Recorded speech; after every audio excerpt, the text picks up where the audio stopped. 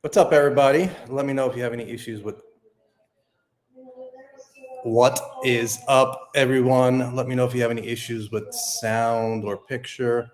I'm a little unstable here in my new setup, which is temporarily in place, but this is my new place. And well, let's see comments. That would help. Yeah, let me know if there's any echo or any issues like that. Sounds good. Okay. And Nicole, I do not see you. Hopefully I will see you. And Mileno, you could tell me how I pronounce that. We'll bring you in pretty quick because I do want to. Oh, there she is. There she is. There she is. Here I am. You ready to destroy ufology? One bullet point at a time, apparently. So I assume most people have seen the AARO report. We'll go over it again later, but basically, there's nothing in all of the evidence that AARO examined that shows we're dealing with anything extraterrestrial, which they specifically said numerous times. They didn't say non-human. I don't know if that was a word game where they're like, well, some of it could have been Earth-based non-human, but none of it was extraterrestrial. I don't know if they're playing that game, but basically there's nothing to see here, nothing as far as any crash retrieval program. Anybody who came forward was secondhand, third-hand witnesses, and the programs they were talking about were our technology, nothing extraterrestrial. So basically, yeah, there's a national security issue with objects going in our airspace, restricted airspace, but probably foreign adversarial or something that we just haven't been able to identify because there's not enough data.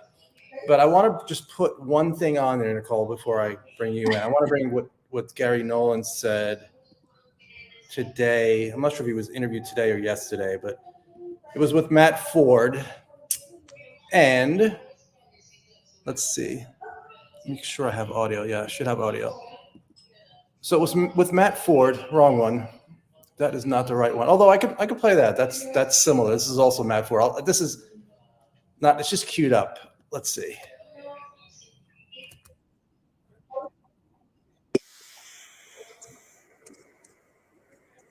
There's no sound to the clip. No sound? No sound on the clip. There should be sound. Damn it. It even asked if I wanted to include audio, which I did. Let me just try one more time, but if not, we'll just go ahead. Let's see. Share screen.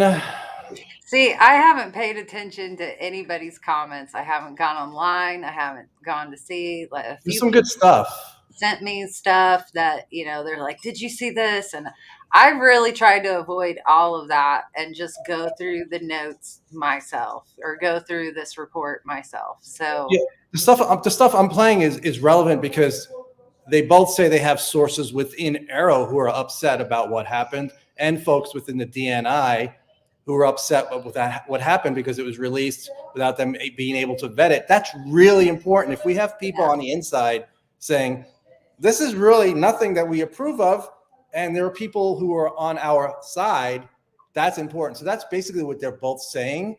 Tell me again if you... My sources any audio tell me that there was a lot of pressure to rush this report out with preconceived. Can you hear? Okay. Start it again. My sources inside of AARO tell me that there was a lot of pressure to rush this report out with preconceived conclusions. I believe that. And that folks on the inside were unhappy with the narrative being pushed. And the DNI was also unpleased at this point, post it coming out, because they weren't even given the chance to vet this in the way that they thought it should have been. So, when you've got a report that's pushing an agenda that, other than following the evidence, they basically push what it is their objective is, you've got to wonder, what are they trying to hide? I mean, for instance, they don't even compare to the 2023 and 2022 reports, which were, of course, reports of things that are different than this. This is a historical context. But they don't even give any of the numbers of what it is that they were covering over the last 40 years, right? So there's lack of detailed data, no geographic breakdown, no info on shapes and sizes of the kinds of things. They did define the criteria by which they were going to be coming to their conclusion. So, if we want to get to the bottom of this, we need transparency, objectivity, and a willingness to follow the data where it leads. And the 2024 report fails on every account. So you heard that okay? Yeah. Okay. So Ross basically says the same thing, which is pretty important. I'm going to let you share your opinion before I go to the next thing I want to share. Go ahead, Nicole. Well, I mean, that's sort of out of context for me. Like, just at the moment, I mean, I'm not saying that there isn't anything to that. Is he speaking on like data that we're supposed to be receiving in like part 2 of this report? Because that's kind of how I understood it, that a lot of these finer details would come out in volume 2. So, Yeah. I mean, for me, I don't know exactly what's supposed to be coming in volume 2, but in volume 1, there's no, when you say, well, we think that some of these UFO sightings could be explained by X, Y, and Z, and you don't give any specific examples to show that X, Y, and Z was flying on a certain date. It's like, and they say this could possibly explain some UFO sightings. I'm like, possibly? It's like, that's your report. So let's see what they have in part 2. And there's stuff like they talk about foreign reports, and basically all the foreign reports found nothing. But then they don't talk about the Kona report, which when I was in this, I noticed that too. I did notice that too, that they left that meter. What was it? Scientists and government people, former and current, basically in the Kona report. Yeah, they were all French, and it was sort of like France's government sort of calling out maybe the United States a little bit, or trying to posture to get them to make a move or a statement. So that's how I've always understood it. It was a huge report. Yeah. I remember reading it at the time, and Leslie Kean broke that story, wrote about it in the Boston Globe, and I think it was May of 2000. And their conclusion was the best explanation for UFOs is extraterrestrial. And we're really encouraging, like you said, the United States government to really investigate this more openly. And, it's 24 years ago. That's basically what they said. So, yeah, how do you leave that out of your report if you're talking about foreign investigations into UFOs? It's incomplete. There was a lot left out, though. I mean, there's a 40-year gap that they're leaving out between closing Project Blue Book and OSAP, essentially. Yes, so, I'm going to just hold on, not to ignore what you just said. This is important too. This is the acting head of AARO, Tim Phillips. And there's a transcript that Dean Johnson pulled up. He said, I was actually asked this on the Hill yesterday. You're investigating a UAP incident and you discover it's an extraterrestrial.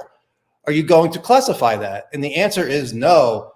If we go to our classification guide, we don't classify something because it's not from this world. That's not our job, okay? Now, how we communicate that with the public and the administration wants to communicate that, that's why I have experts who do Stratcom for us, but the fact that we don't understand something is not necessarily classified.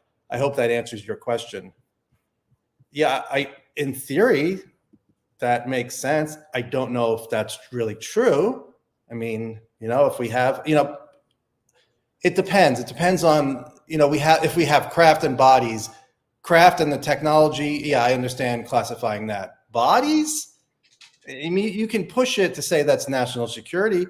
I really don't see why the actual idea, if we have non-human bodies, would not be shared with the public. I don't know. I think that I don't know how to answer that. I really don't. I don't know how to answer that. I don't think anybody. I think it depends on who would find said whatever it's supposed to be. Like, yeah. While we have him, I'm going to bring him in. Milano, how you doing? I'm doing great, Joe. Thanks. Thanks for being here. What are your thoughts on the report? And if anybody has sound, I saw a couple of people saying it was background sound. I don't hear anything, so let me know if it's more than one. I thought I heard like a TV or something. Oh, there is voices. I have a roommate, so that's what you're hearing. Yeah. Sorry. Yeah, I just want to thank what you do, and Nicole, what you do, and we've kind of done some things back and forth, email back and forth. I'd love to be more involved. I'm not surprised in any way, shape, or form. We need to to gather together. Joe, I like your consciousness aspect. This is what I'm experiencing. I saw UAP back in 2022. And since then, the anomalous things that have happened. In fact, in the last month, a couple of things aborted from inside to outside. You got Cookie. I have Opal Joy, little dog. I saw Two my- dog tags.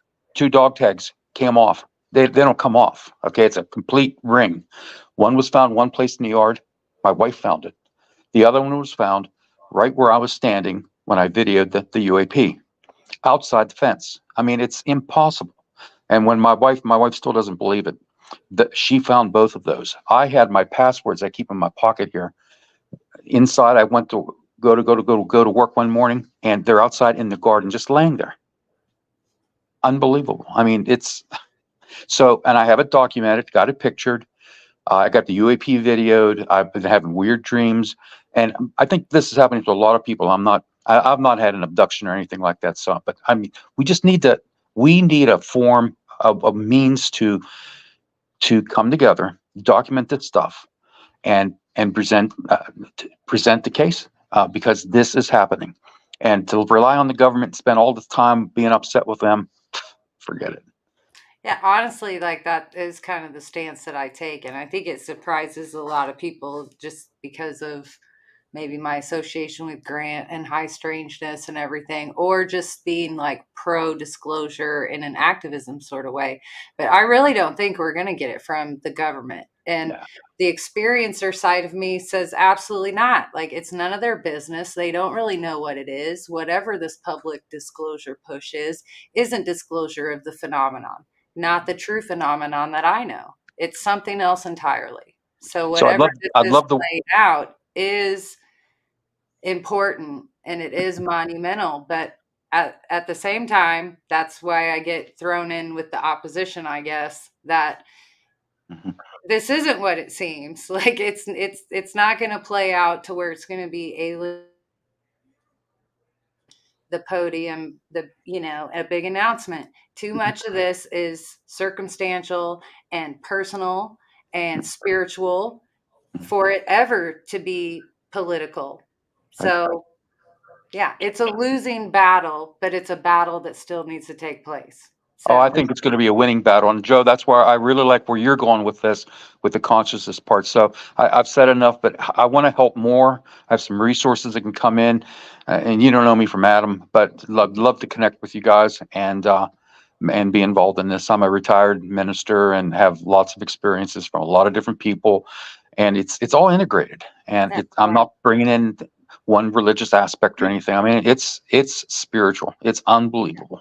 I Take me think out. that's where the activism goes after the nuts and bolts disclosure side of this goes away. It Mhm. goes into academia, it goes into these philosophical pockets of our community, and that's where it continues. So, yeah. Yep, and like what Jeff Kreifeld's doing is amazing. I follow him and have talked with him. So, but I think there are people who are willing to do this and give resources to have this done too. So, anyway, I want to introduce myself, and just if there's any way I can be used, I'll shut up and just continue watching. Thanks for what you guys doing. Thanks for Thank chiming you. in. I appreciate Yeah, it. Thank you. Yeah, Jeff Kripal. I love Jeff Kripal. And I posted something today from John Keel. And I've said this many times. Gary Nolan is the one who said, you should check out this book, Operation Trojan Horse. I told Eric Davis, he's like, yeah, I read that in 8th grade. It's been a while. And then Jim Semivan's like, I think I've read it 3 or 4 times. And that was my slightly Jim Semivan impersonation. They're messing with us, Jim. Now, he doesn't say messing. He says effing. The gin. So anyway, John Keel wrote that, he goes in the early 60s, late 60s, he was starting to realize, he goes, I didn't think this was extraterrestrial. He goes, and if this is some sort of cosmic joke, cosmic put on, that could mean that our religions are a cosmic joke. We've been fooled. And he goes, what government wants to put out that information? If there's information, and Lou has talked about this before, everything that you've learned at the dinner table in Sunday school, what if it turns out it's not accurate? What if it turns out humans are much different than what we've ever been taught? If you're President Biden or President whoever, do you want to share that information, not knowing how it's going to be, how people are going to react to that? No, of course not. So that goes to your point.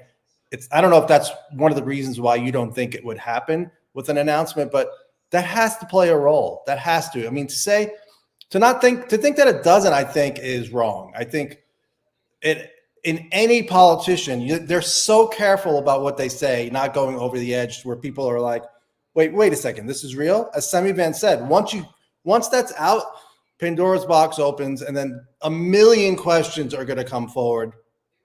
And I think that's why everybody, including Lou, is very careful. I'm really curious to see what he puts in his book, because he's been really careful, just dancing around the edge that, we don't know if it's extraterrestrial, from outer space, from inner space, from the space in between. Some people may know. And by the way, I haven't done live in a while. We have 724 viewers. I saw Matt at 1,500. Hi. That like was triple of what we had when I interviewed Lou a couple of years ago. So I was wondering, I think people are losing interest, but they're not. There are people who are new to this, who are getting frustrated, who are like, I'm out for now, which I understand. But like for us, and especially for you, an experiencer, you're not going anywhere, right? Well, and actually, somebody just said to me before I jumped on this line, like, what did they say? They said, I try to counsel people not to give up when they realize that most of what they've been reading about is fraud. And that doesn't mean that there's not truth. It's just harder to find than their favorite TV cable channel. And that's honestly what I feel about disclosure and the phenomenon right now. Like, we can dig around from this government disclosure angle all we want, but we're not going to find what we want there, and they can't give it to us. It's not going to be something that's, clicked prime time. Here it is. Like, the phenomenon is a bigger mystery than that. Like, that's why it can't be disclosed by any 3-letter agency that's looked into it, or any UFO group that's government affiliated or not. Like, it's too layered. Yeah. It's too layered. The truth is too specific to each person. So, and that is faith-based. That's religion. That's a mystery. That's where we're at the forefront of everything. Like, it doesn't have to be nuts and bolts. So if it has to be nuts and bolts for you, then the AARO report probably summed it all up, and it's case closed for you. So there you go. What do you think? And you were talking about this. We were both on Spaced Out Radio the other night, and you were talking about, advanced programs, technology, and how it relates to UFOs. But I didn't really get a specific opinion from you on what you think is going on with crash retrievals. Do you think we have crash retrievals of non-human technology? Do you think we have crash and bodies? Do you think we have that? Your best guess / opinion right now? Let me think. How should I put it? I believe that at various times throughout this, we think we have found physical evidence. Whether that's continued to be true throughout the decades and we want it to be, and it really is, I don't know. Do I believe there is a real phenomenon? Yes, absolutely. I do believe that there's that. But I follow the phenomenon as being more than something physical. So I left that strictly nuts and bolts side of it behind a long time ago. It doesn't matter to me if there's physical proof. I've had, my own experiences and know how hard it is to have physical proof. So what is that? I explore it from a different angle. Like, what I thought I saw and called a UFO, I've always had this side of me of, did I see some sort of tech? Can it be explained in this way or that way? So I do sort of still believe that. I want an explanation like that. I don't want it to be, 45 minutes of missing time and something so mysterious that I have to call it alien. I've never wanted to call it alien. So, I don't know. Are we going to go through this report like page by page so I can like criticize it that way? Or is it just going to be like loose thoughts all night? Because, yeah, I actually spent the time and read the 36 whatever pages a couple times. So you're muted. You're still no sound out of Joe. Sorry, I read it all. I put it on Twitter just so people can see it there. Okay. We can go through it. I just want to say one more thing about Ross Coulthart said today. He said, I was unsure whether or not we had a legacy crash retrieval program. He goes, right now, he goes, I don't have the exact word. It's on my tweet, but he said, he's positive, basically. He's certain that there is a crash retrieval program of non-human technology. For me, and I said, Jeremy Corbell says the same thing. And I know neither one of them has been read into the program and given a tour. So how do they come to that conclusion like that? And I'm thinking they trust their sources who there must be firsthand witnesses they've spoken to. I think they've both said that. And they trust them, and they trust that those people are smart enough to realize and come to the conclusion that what they worked on was non-human in nature. For me, I haven't heard from those people. So I don't know. I mean, I highly suspect we have that, but I don't know.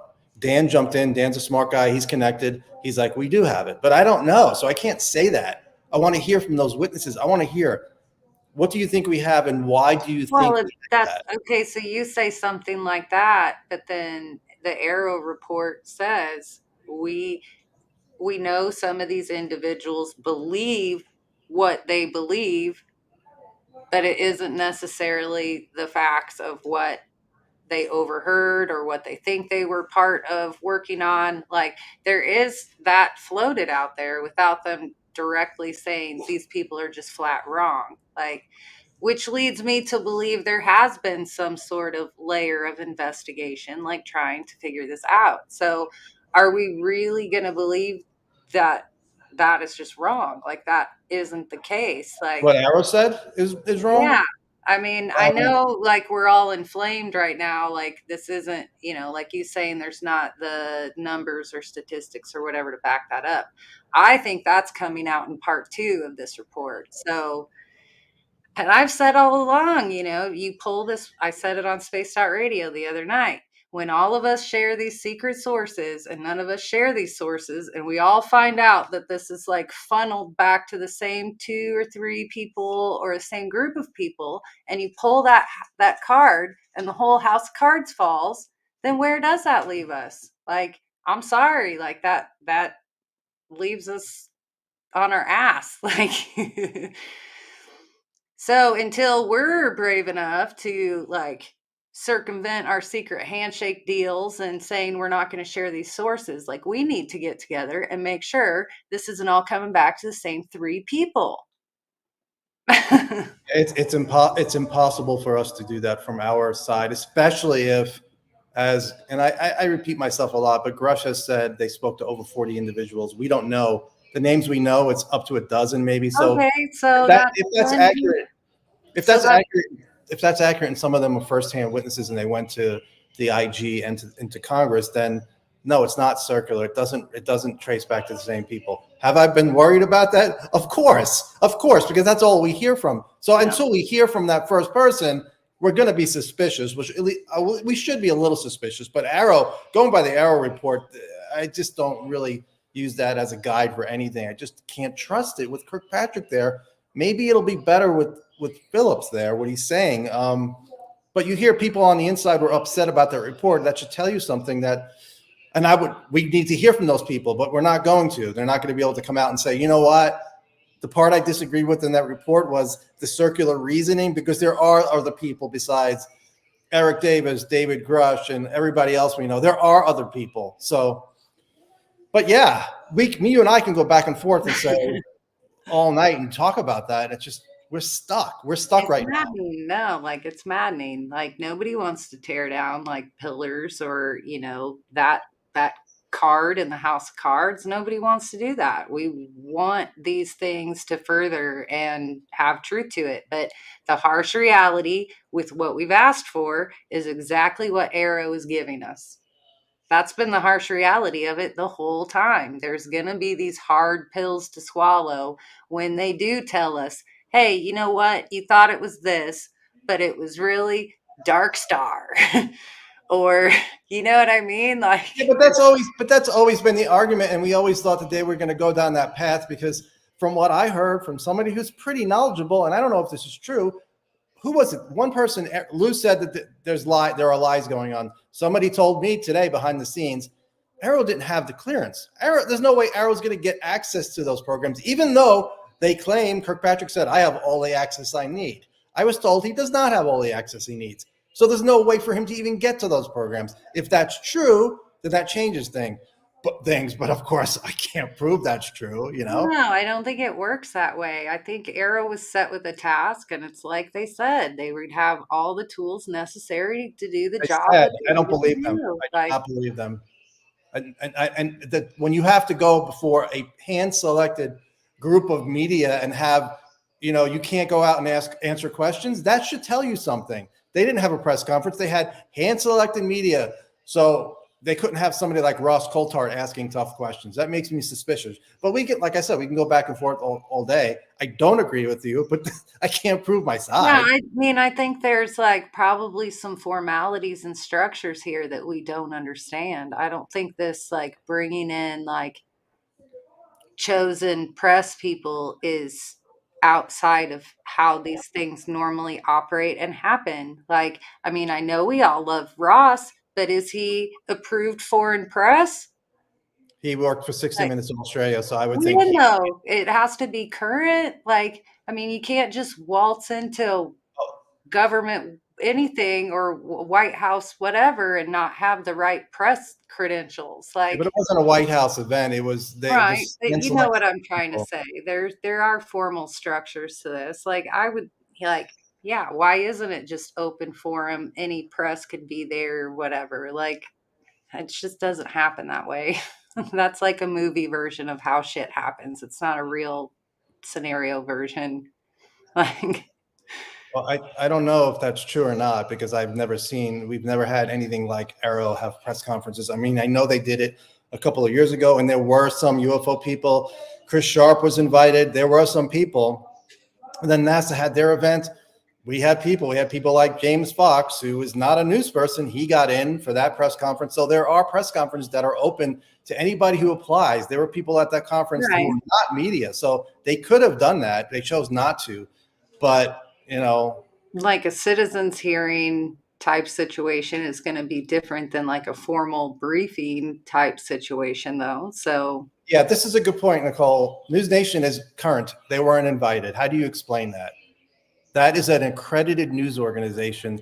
do they have somebody at the White House all the time covering the White House? They have Joe Khalil covering Congress, but they have press credentials. It's not a White House thing. They should have been invited. So your argument has just fallen apart. It's not falling apart. It's like the art of debate. So I'm kidding.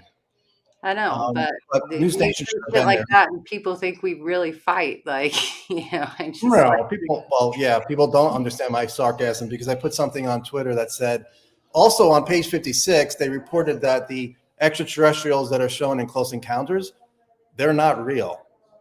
And people thought I was serious.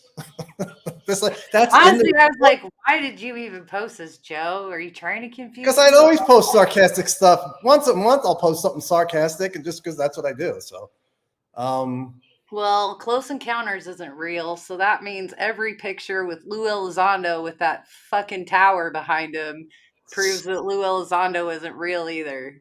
I need to go to that tower. There's the base on top of that tower. Is there? If it was it was intentionally handpicked. Yes, man. If you were blind, you might not have noticed all the hard questions they didn't answer for the public. They purportedly seek to inform. So why do we care? Why do we care so much when they handpick a select audience to hear their message, and we don't give a shit when TTSA gives a fake press conference to an empty room. Oh, TTSA should have definitely had media involved in that event. I mean, I know, but whether they're involved or they're not involved, whether it's a game or it's not a game, we're never happy. well, I want people to ask Kirkpatrick, did you actually go to locations where these alleged UAP programs exist? How did you determine it? Did you make a phone call? And, he called up the aerospace, or he met with the aerospace companies, and Tom Rogan from the Washington Examiner said, oh, they should be applauded for going to talk with them. And, well, they were asked, do you have crash retrieval programs? And the answer was no. It's like, did you actually go there and look? I would like to know that. And the media those media that were there, they do not ask tough questions, unfortunately. Well, where's the part of the AARO report where they're given the bullets? It's towards the end. They're given their bullet point explanations, and they're like, this testimony was given. It was found to correlate with this, and the person that we interviewed signed off and testified, blah blah blah, like signed off on their statement. Like Right. They gave like 2 or 3 bullet points of that, going through stuff. We're like, oh my God, he's talking about TTSA's piece they got from the Army, blah, blah, blah, whatever. Blew that out of the water. He's talking about which one touched the craft. We all know who touched the craft or said they touched the craft. But that date didn't match up with the guy who touched the craft was General Jack Sheehan. Was it? I think. Then they said, "Oh yeah, we talked to him." He said, "No, he was mistaken. He touched a stealth bomb or something. I forget what exactly it was. It was just mistaken. Really, you mistook a non-human craft for just a normal airplane that we have. That's what happened. That doesn't make any sense to me. But also, what you're saying, yeah, maybe the people that they had were not really good. They were not firsthand witnesses. They were wrong about some stuff. I think that's just who did they interview and investigated, and then they said has not to date still signed off on their whatever. That's who I want to know. Who didn't sign off? And who was the CIA person who said, nope, I didn't talk about anything related to crash retrieval programs. Nope. And he signed the program, signed it. I don't know who that was. There's a lot of people on there. Unless they come forward and say, yeah, that was me. We might get that in volume 2. Like, I don't think they're going to give us names unless those people give them approval. We're over 1,000 viewers. So I promised we would go through this. I don't want to bore people, but there's nobody else to add right now. I'm bored already. Hey, why is everybody calling for Lou to come up and testify and stand before Congress, and nobody's calling for Robert Bigelow to do the same? Because Bigelow was, what was his title for OSAP? He was a contractor. He did not run a portfolio or program like Lou did. Is that how it's laid out in AARO? Because it sounds like OSAP had a subgroup that was ATIP, and then they lost their funding, and then ATIP branched off and continued. There's 2 ATIPs. Sanction and funding. So would that not put Bigelow into that ATIP OSAP interchange? Yeah, I'd rather have Lukatsky and Elizondo than Bigelow. Bigelow, I don't know how much. Look at this. This will make you laugh, and I do not agree with this. This is ridiculous. Nicole, you will not be invited to the next press conference. You should be ecstatic that you were invited to Joe Merge Show. Yeah. No. I'm happy. I don't have to be invited to the press conference. Somebody will tell me about it anyways. Yeah, I'm glad you're here. Don't listen to people. Lou was already in DC, and yes, Bigelow gathered together a huge database. Bigelow won't release his data, which I know people behind the scenes are upset about. We're upset about it. Release your data. Let us see what you have from the OSAP program. And then later, maybe we get into, is it Blue Kona? Is that what it was? It was a program. Blue cojones.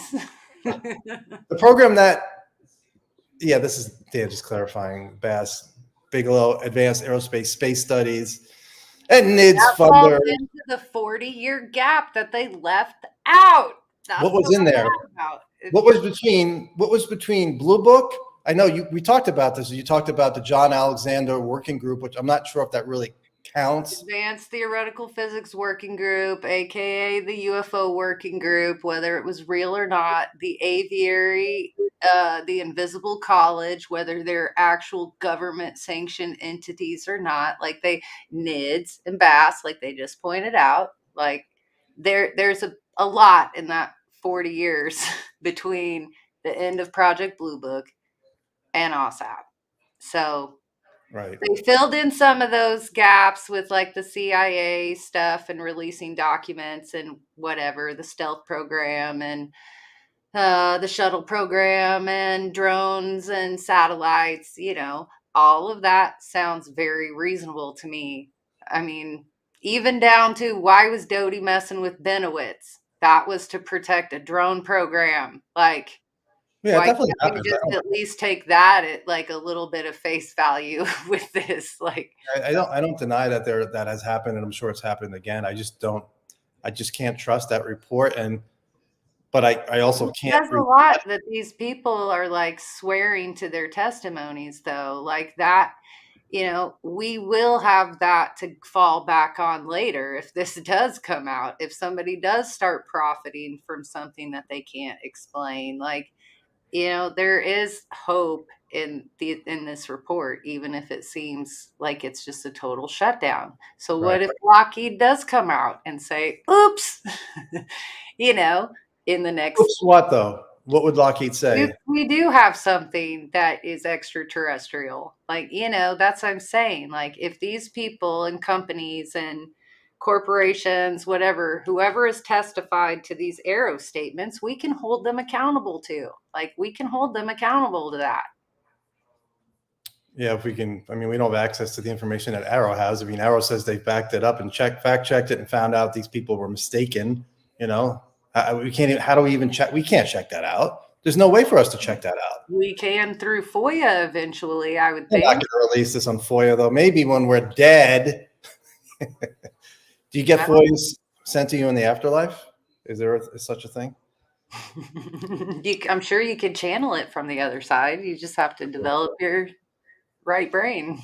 So people don't want to chime in. I gave you the link. I know people are pulling They up just comments. like hearing us argue and not show the actual documents. So I'm gonna pull it up, and it's 60 something pages. yeah, take out the last 3 or 4 pages and the first 2 or 3 pages. Let's see, part 1. So this I is. learned that there was 2 grudges. I didn't realize there was grudge 1 and grudge 2. I liked that. I learned that little snippet.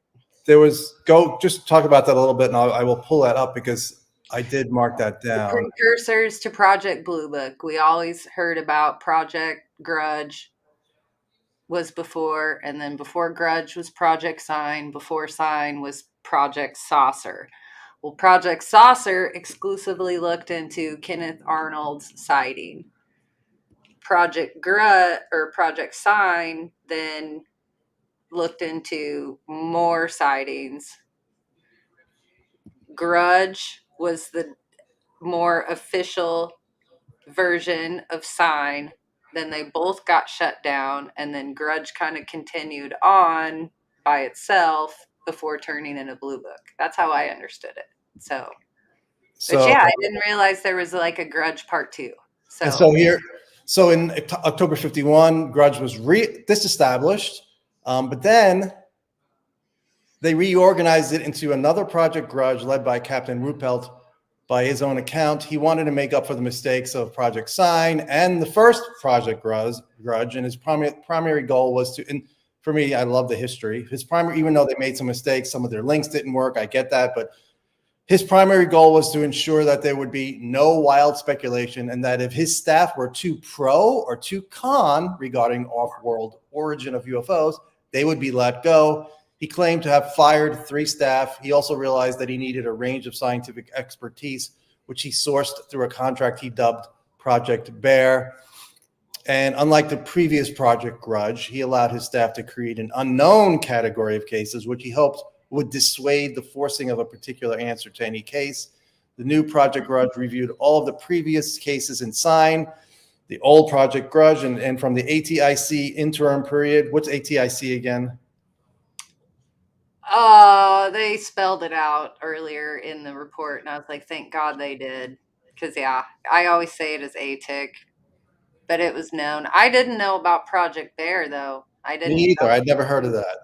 That was new. I like And that. so the new Project Grudge noticed that there was some correlation between sightings and the publication of UFO stories in the media, suggesting that, that people are seeing reports after the media, it's in their heads. Captain Ruppelt noted that there were concentrations of cases in the Los Alamos, Albuquerque area, Oak Ridge, White Sands, Strategic Air Command location, ports, and industrial sites. So either UFOs are surrounding those areas or, gravitating towards those areas, or it's black technology and people are seeing it, thinking it's UFOs.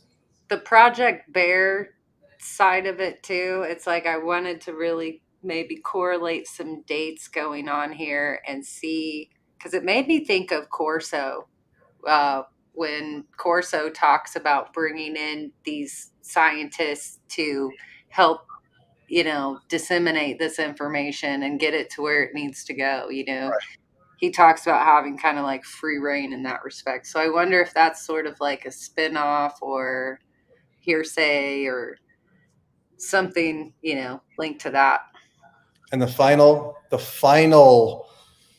verdict from Project Grudge Part 2 was no evidence of extraterrestrial origin of UAP/UAP were discovered. Kind of like what they said in the AARO report.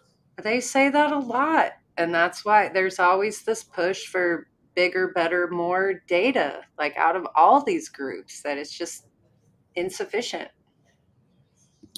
Is it, and then just so people know, John Keel said the same thing. He's like, he also didn't think there was a big government cover up. And he also thanks Pix for the $5. I appreciate that. He also didn't say that, he didn't think it was extraterrestrial after a little bit. And I know that's controversial to a lot of people, but here is part 1. So should I go through all of them from the top? It just tells you what this report is all about.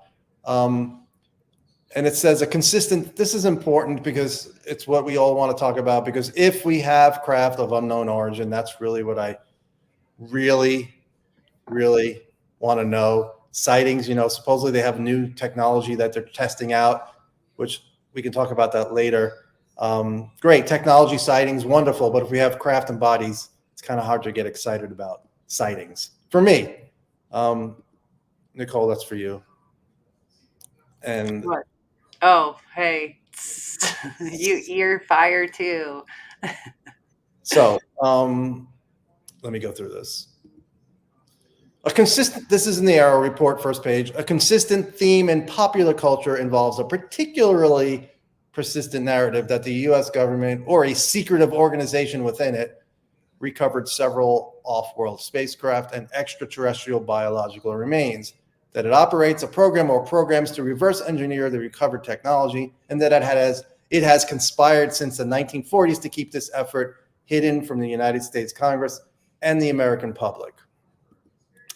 So yeah, that's the program. And it says, and here we go where they say they're not necessarily lying. AARO recognizes that many people sincerely hold versions of these beliefs, which are based on their perception of past experiences, the experience of others whom they trust, or media and online outlets they believe to be sources of credible and verifiable information.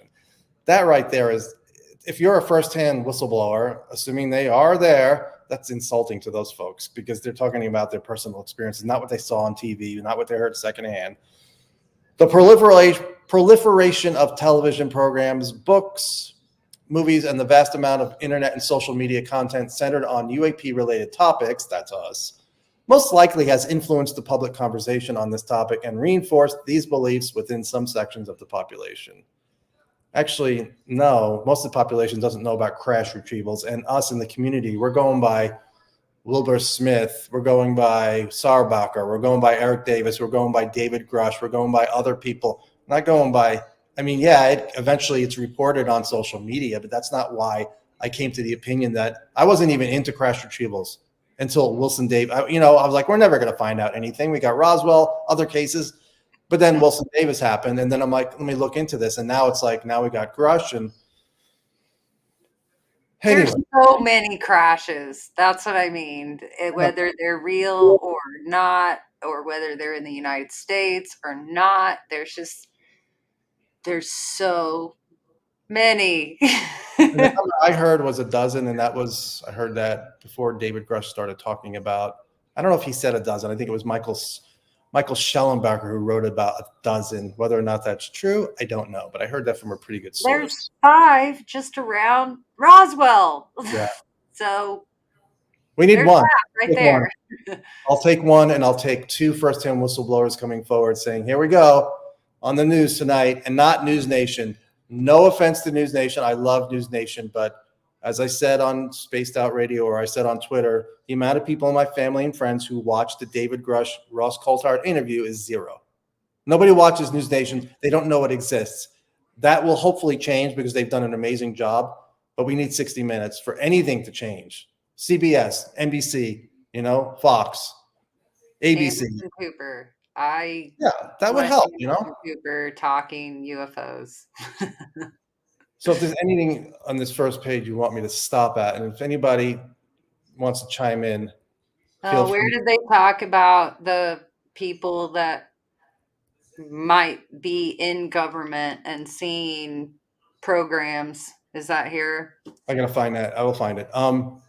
Just here's the executive summary. This basically tells you what the report is for people who have not seen it. AARO found no evidence that any United States government investigation, academic-sponsored research, or official review panel has confirmed that any sighting of a UAP represented extraterrestrial technology. All investigative efforts at all levels of classification concluded that most sightings were ordinary objects and phenomena and the result of misidentification. Although not the focus of this report, it is worthwhile to note that all official foreign UAP investigatory, so this is what they talk about, foreign investigatory efforts to date have reached the same general conclusions as United States government investigations. That is not true, unless Kometa wasn't like an official he shouldn't have said all. That should have said some. Or like most.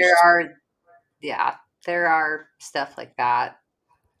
Although UAP reports remain unsolved or unidentified, AARO assesses that if more and better quality data were available, most of these cases also could be identified and resolved as ordinary objects or phenomena. Sensors and visual observations are imperfect. The vast majority of cases lack actionable data, or the data available is limited or of poor quality. And I agree, from what we've seen publicly, the data is not great. But allegedly, there's this amazing footage from satellites and up close. There's always allegedly, though. Like even down to the people I actually do field work for, which is very limited these days. I used to go out and sky watch. I used to, try to do all this maddening stuff with cameras and technology and all this stuff. But it does fall back to that, like, out of all the people you help and do this boots on stuff, like 9 out of 10 times you give them an explanation, and you can explain it as something mundane or a satellite or this or that or it. And that is just the truth. 9 out of 10 times you can help somebody explain what they're seeing, even if it's Venus. Like, I know that sounds dumb, but so many people still call people like me about Venus. Like, Right. Where they could just pull out an app and go, oh, that's Venus. Like, these things do happen. So we're talking about the 1 in 10 that you can't help or explain. And what are you supposed to just lead them to wild conclusions and say, yeah, you saw a UFO? Or do you tell them, I don't know what you saw? Let's try to figure it out together. Here's some info. Here's other people who have seen something similar. Like, that's as good as you can really get. So we do need better toys. We do need more data. We do need more people looking into this. We need everything that they say that we fall short on. We do. So, I don't disagree with any of that. I mean, I don't really pay attention to there are some Look, sightings. we tweaked our sensors already, and we got Chinese balloons. Are you ready for a controversial one? Yeah. Directed at you? Yeah, let's bring it. Okay. I'm There you so go. mean. Last week, Nicole was on a space telling us that Stephen Greenstreet is a valuable member of the community. Time for I am. I'll defend my stance on that. Stephen Greenstreet can have his opinions. I've interviewed him. I appreciate his perspective. It is what it is. Like, so what? Call me Mrs. Greenstreet. I don't care. Like,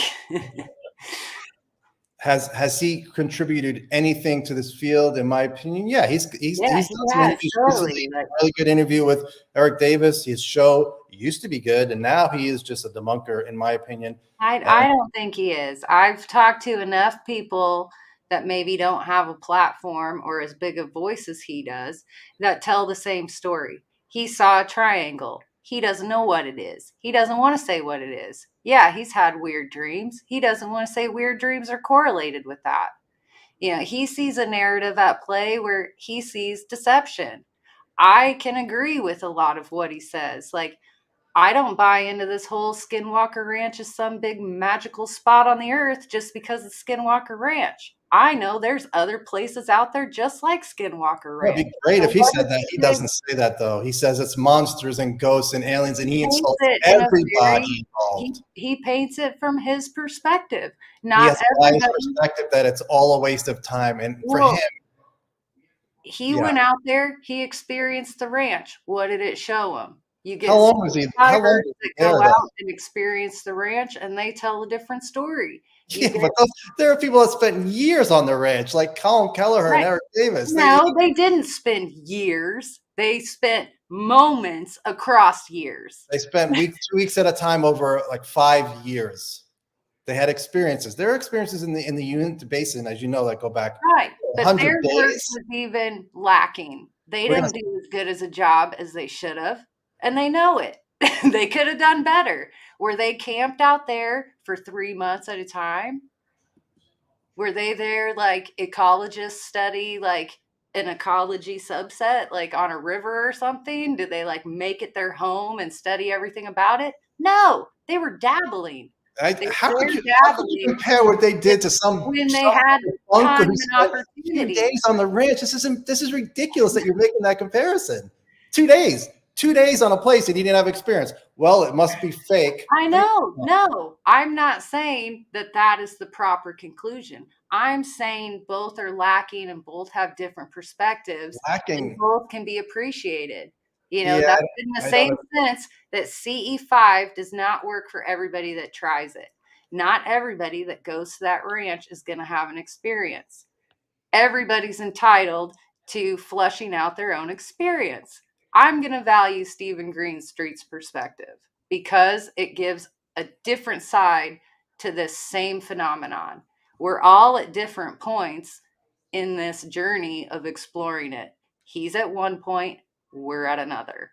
Find some common ground, because even if it's just for the simple fact, which is why I put him in my triangle book, Stephen Greenstreet, Dave Scott, Lee Spiegel, I didn't include Ryan Sprague, Jimmy Church. So many people in our community have seen these black triangles and they have decided to lend their voice to UFOs for good or for bad. That's fascinating to me. So why doesn't everybody get a fair shake and get the opportunity to voice their opinions? Because hate on Stephen Greenstreet all you want, even back to his he's also put out racist and misogynistic stuff, which you cannot ignore. I don't want to deal with something Joe. Like people get on you every time you bring up David Icke. Like that's fine, but that's not something. I never said anything anti-Semitic. People may say that. Look at there's a big difference between people getting on my case for Icke for actually Greenstreet talking about black people and saying, look at this crime. Black, check. There's a huge difference between me supporting Icke. That's horrible for you to do. That's horrible for you to make that comparison. I'm saying people I'm Really saying am. people take people out of context and He's not twist taken out of little context. He was things given and chances do to their reply, and he pokes never and does. jabs all along the way. I think you're lost on this. I really do, because he's had a I don't chance to reply. care. That's all right. We can keep going to the report. I Or know. we arguing. This is why I like talking to you, because me and you could say this shit to each other and then tomorrow laugh about it. Yeah. I'm like, Somebody, I'll bet you one based in banana. by the way, somebody says you might be a reptilian. By the way, don't tell me to cut her off or not have her on. Stop saying You that. want to see my vertical pupils? Like, ugh. People agree with me. People disagree with me. What else? There was somebody. Oh yeah, Coleman. If you want to join in, please feel free from Ireland. We can go back to the report, which, like I said, it's 60 pages. We're not going to be here all night. We're 1 hour in. We'll stay for another hour. People ask questions. I'm never gonna apologize for talking to whoever I want to talk to or thinking that somebody has a right to be in this community. Whether it's me working with Grant Cameron and people having problems with it, or me talking to Rick Doty, or me, whatever it is. Like, that's not how I research. That's not how I look at this. I try to not take all of this personally. Like, I'm gonna do what I want. If you tell me not to do something, I'm probably gonna do it twice. No, it's you. Obviously, you have the right to talk to whoever you want, but Right. he is somebody who, when he writes about George Knapp, he calls him a paranormal investigator. It's just insulting. It's not how a journalist acts. George Knapp is an investigative reporter who There's also studies. mudslinging on every level of this, and everybody could act better. We're going to agree to disagree, as Rick Doty chimes in. You want to have controversy? There's Rick. We'll go from our argument to Rick. How you doing, Rick? Another hour of listening. All right, stop. All right, 1 milligram of whatever, how you say it, epiphane. Can't say it, but if you keep saying that, I'm going to block you. So stop. Just leave. We can disagree about one thing. Nicole and I disagree about other stuff. There are other people I disagree with stuff. She's had experiences. She knows the phenomenon is real. On specifics, we disagree on some stuff. So yeah, you can leave if you don't like it, but we have 1,385 viewers, which is ridiculously more than I've ever had. And we're going to go back. People have their popcorn right now. We'll go back to the report. Report's boring. Yeah, you pull up your stuff. I'm going to go refill my coffee. This is boring compared to us arguing, but I'd rather not argue. I anyway. love arguing with you anytime, Joe. This is why people want us to debate, because they know we don't turn all ugly on each other. Like, it's fine. All right, go get what you need to do. AARO. Yeah, I disagree with her on Green Street, but whatever. I'm not going to cut her feed. AARO found, and this is basically this is the biggest part of the AARO report. AARO found no empirical evidence for claims that the United States government and private companies like Lockheed have been reverse engineering extraterrestrial technology. Today, somebody told me they did not have their Title 50 authorities. So, if they didn't have access, so there's two sides to this. If they didn't have access, then you can understand why they came to the conclusion that there is no reverse engineering. However, if you hear from other people, Lou, suggesting that there's lies going on, then what do I think?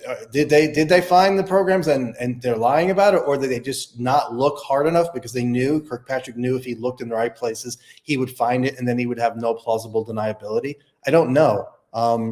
And I don't know that we have extraterrestrial or non-human technology. But like I said, I highly suspect it. I don't think, looking at David Grush and hearing what him and his colleagues did over a 4.5 year period, or 4+ years of investigating, talking to firsthand witnesses, and sending them to the Inspector General. I mean, and Senator Rubio saying these people they're they have high clearances on our government. I don't really see why they would lie.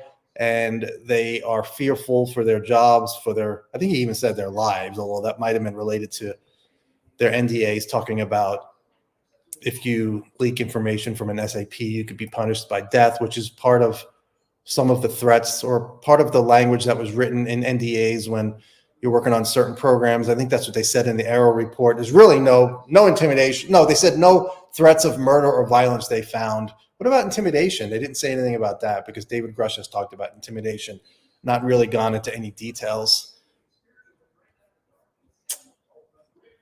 AARO found no empirical evidence for claims that the United States government and private companies have been reverse engineering extraterrestrial technology. AARO determined, based on all information provided to date, that claims involving specific people, known locations, technological tests, and documents allegedly involved in or related to the reverse engineering of extraterrestrial technology are inaccurate. Additional claims will be addressed in volume 2. So those people are the people that they're talking about. Hal Puthoff, Eric Davis, Jim Semivan. I don't know. I don't know how long it goes, how far it goes, and how many people we don't know their names.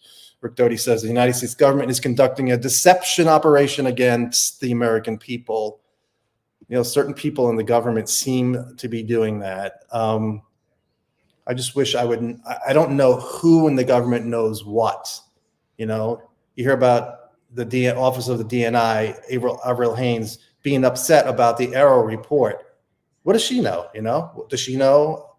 Is she able to get read into any programs? Probably not. If Admiral Wilson, you know, the vice director of intelligence for the Joint Chiefs of Staff in '97, you know, he was about to be the director of the DIA. If he wasn't allowed in to be given a tour, then I don't think Haines would be given a tour. Who gets to be given a tour? What are the rules? We don't know. If you believe the Wilson Davis documents, I do. You know, they wouldn't tell him what you need to be read into these programs, the specific UFO programs. Look at that. Next, you'll be agreeing with Stephen Greenstreet. No, you won't. Greenstreet did an interview. I don't know. I shared what I can't share what Greenstreet tweets because he has me blocked, and I have made it an effort to block a handful, less than 5 people, and he's not one of them. I unblocked him and Greenwald. They both have me blocked, so I can't see their tweets, so I need to use screen grabs. He did some interview recently, which was worthwhile, and like I said, his interview with Eric Davis was really good back then. I complimented him back then. He pushed Davis, but didn't push too hard.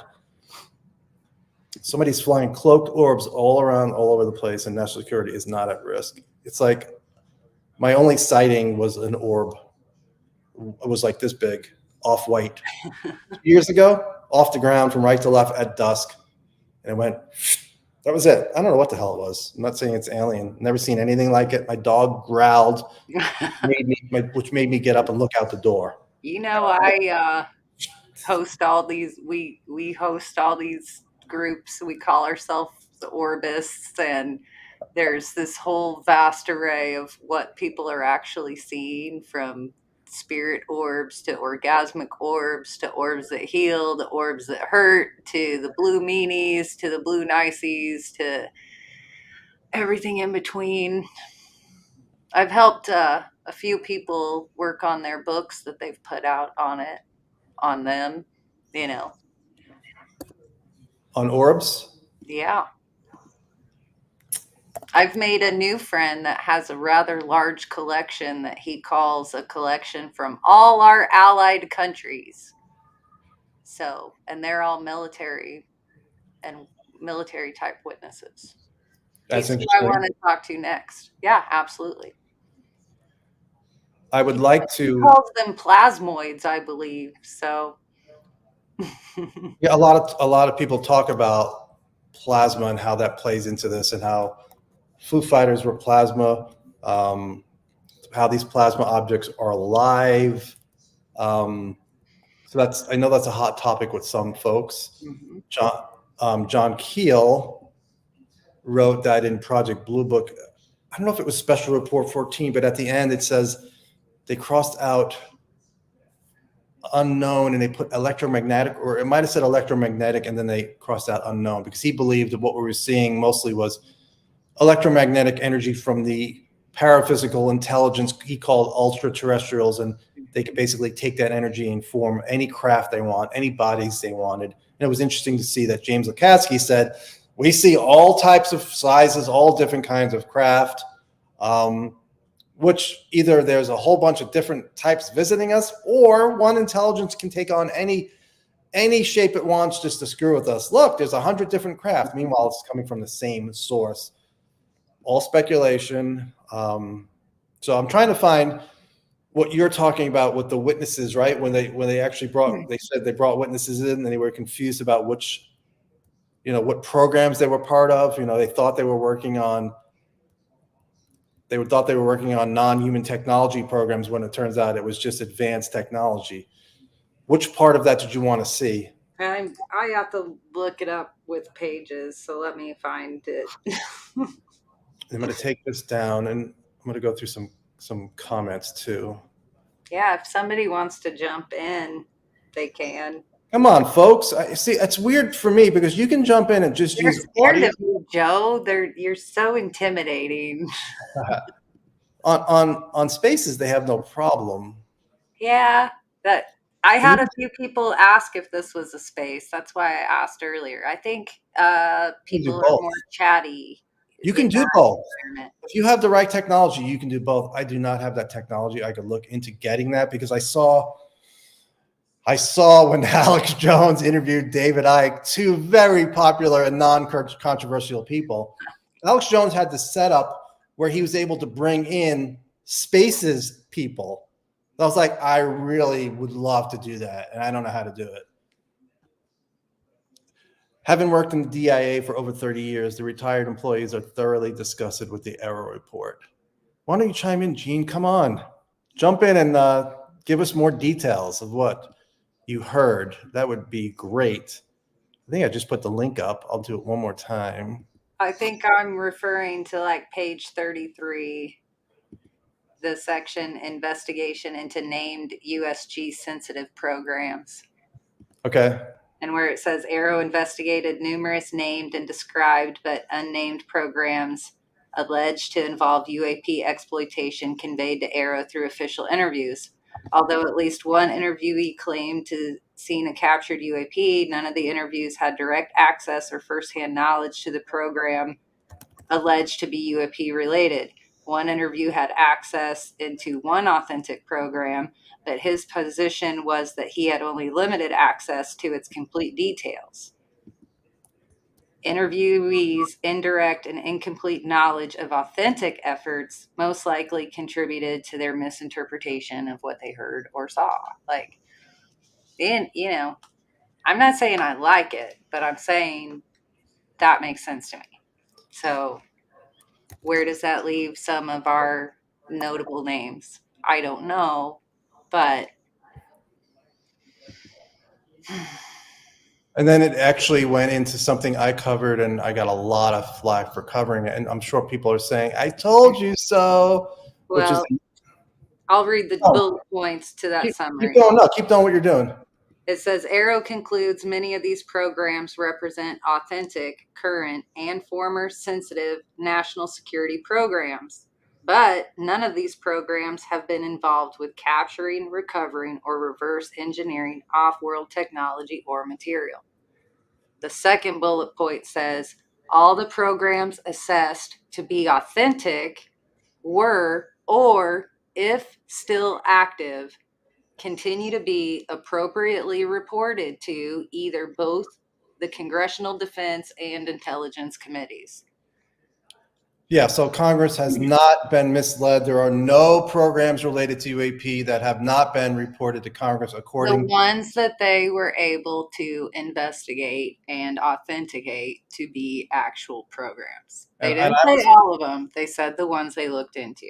And I was told, and I wrote about this in Wilson Davis, how they use a shell company, and the programs that you really are an interest in are buried underneath the prosaic programs. Yeah. Is that what went on here? Obviously, I don't know, but this is things I hear, and they didn't have access to the really good stuff. I could talk about that till the end of time, and it doesn't prove anything. We have the AARO report. We have allegedly people on the inside upset. How about we hear from the people on the inside who work for AARO? I do want to skip down a little bit, and it says, follow you. Go ahead. It says, if you skip down just a paragraph, it says findings. One private program mistaken for USG program. AARO determined the following alleged USG program named was portrayed inaccurately by the interviewee. Virtual Institute for Satellite Integration Training. This program is not a USG funded and supported effort. It was a program operated by private UAP organization and had a NASA engineer as a participant. NASA verified that it did not sponsor the project. And then it goes into your Kona Blue proposed UAP recovery. Is this a detailed one? Because we should definitely go over this. It's really interesting. It's page 34. So I I got it up. I've been following you. What's up, Logan? Hi, Logan. Go ahead. I like the way you read better, and we'll go through this because it's really interesting. So basically, when OSAP ended, they tried to get a home. I talked to the person who was instrumental in trying to get a new home for OSAP, and here we go. Kona Blue. Kona Blue was brought to AARO's attention by interviewees who claimed that it was a sensitive DHS, Department of Homeland Security, compartment to cover up the retrieval and exploitation of non-human biologics. Kona Blue traces its origin to the DIA-managed OSAP/ATIP program, which was funded through a special appropriation and executed by its primary contractor, a private sector organization. DIA canceled the program in 2012 due to lack of merit and the utility of the deliverables. Which Lukatsky would disagree with, but go ahead. As a discussion in section 4 of this report, while the official purpose of OSAP ATIP was to conduct research into 12 areas of cutting-edge science, the contractor team and at least one supportive government program manager also conducted UAP and paranormal research at a property owned by the private sector organization. So basically, they're saying that the original program was not supposed to be about UAP, but Lukatsky and Bigelow decided to go rogue and investigate UAP and paranormal, which included Skinwalker Ranch. When DIA canceled this program, its supporters proposed to DHS that they create and fund a new version of OSAP/ATIP under a SAP. This proposal, codenamed Kona Blue, would restart UAP investigations, paranormal research, including alleged human consciousness anomalies, and reverse engineer any recovered off-world spacecraft that they hope to acquire. This proposal gained some initial traction at DHS to the point where prospective special access program was officially requested to stand up this program, but it was eventually rejected by DHS leadership for lacking merit, as demonstrated by the proposal package and by statements from the originator. Senators Lieberman and Reed asked that the PSAP be established with the promise of additional funding. The proposed Kona Blue lines of effort closely mirrored those conducted by the private sector organization for OSAP ATIP. Want me to keep going? I'll basically, yeah, so Department of Homeland Security is one of the homes they tried to find. The person I spoke with was trying to make that happen. Kona Blue's advocates were convinced that the USG was hiding UAP technologies. They believed that creating this program under DHS would allow all of that technology and knowledge of these alleged programs to be moved under the Kona Blue program. The program would provide security and governing structure where it could be monitored properly by congressional oversight committees. This belief was foundational for the Kona Blue proposal based on the proposed documents and several interviewees who have provided the same information to AARO and Congress. The Oral History Initiative section of Kona Blue proposal was to collect data. And then the quotations. I'll read it from an already, and David Grush, I believe, was speaking about this. They tried to get craft from another, supposedly from Lockheed, and then somebody jumped, and they said that supposedly an agency put a kibosh on it, allegedly the CIA.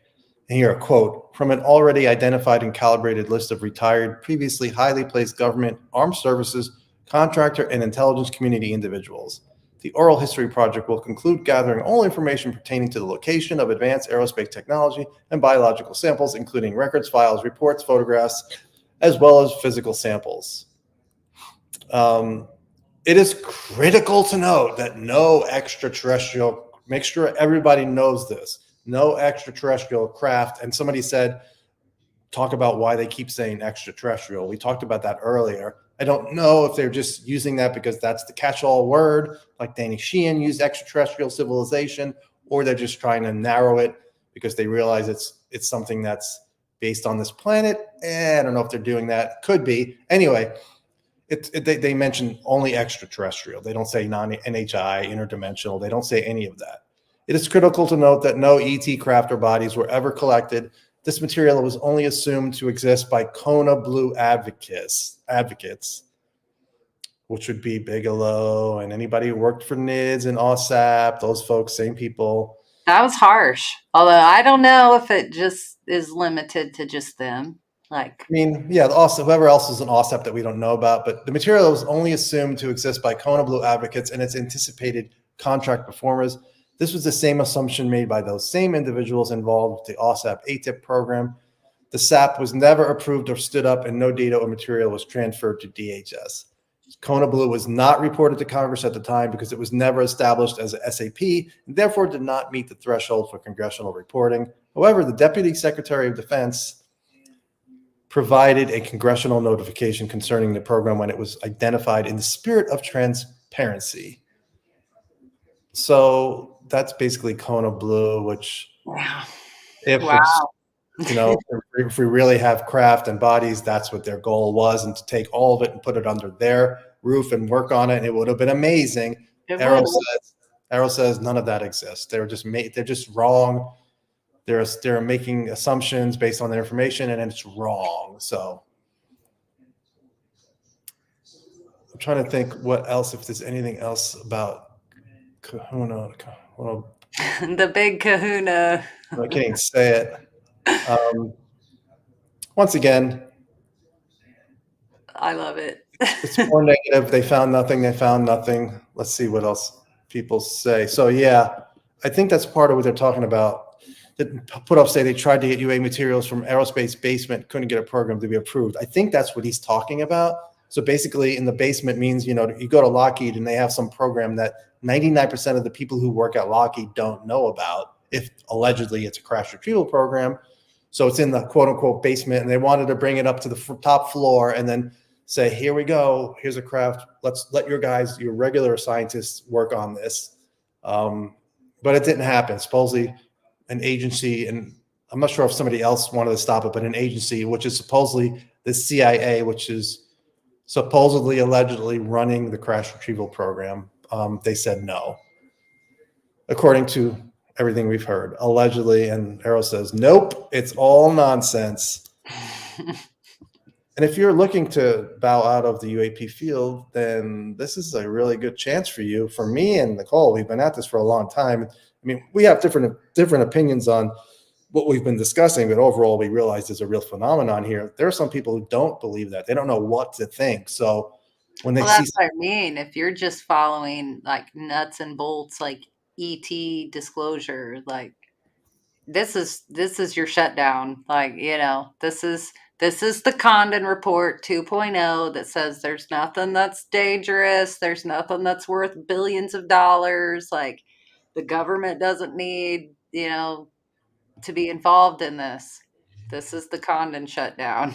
And you did say that early on. You were telling me last year, AARO is Condon 2.0, and I was disagreeing with her. I'm like, give him a chance.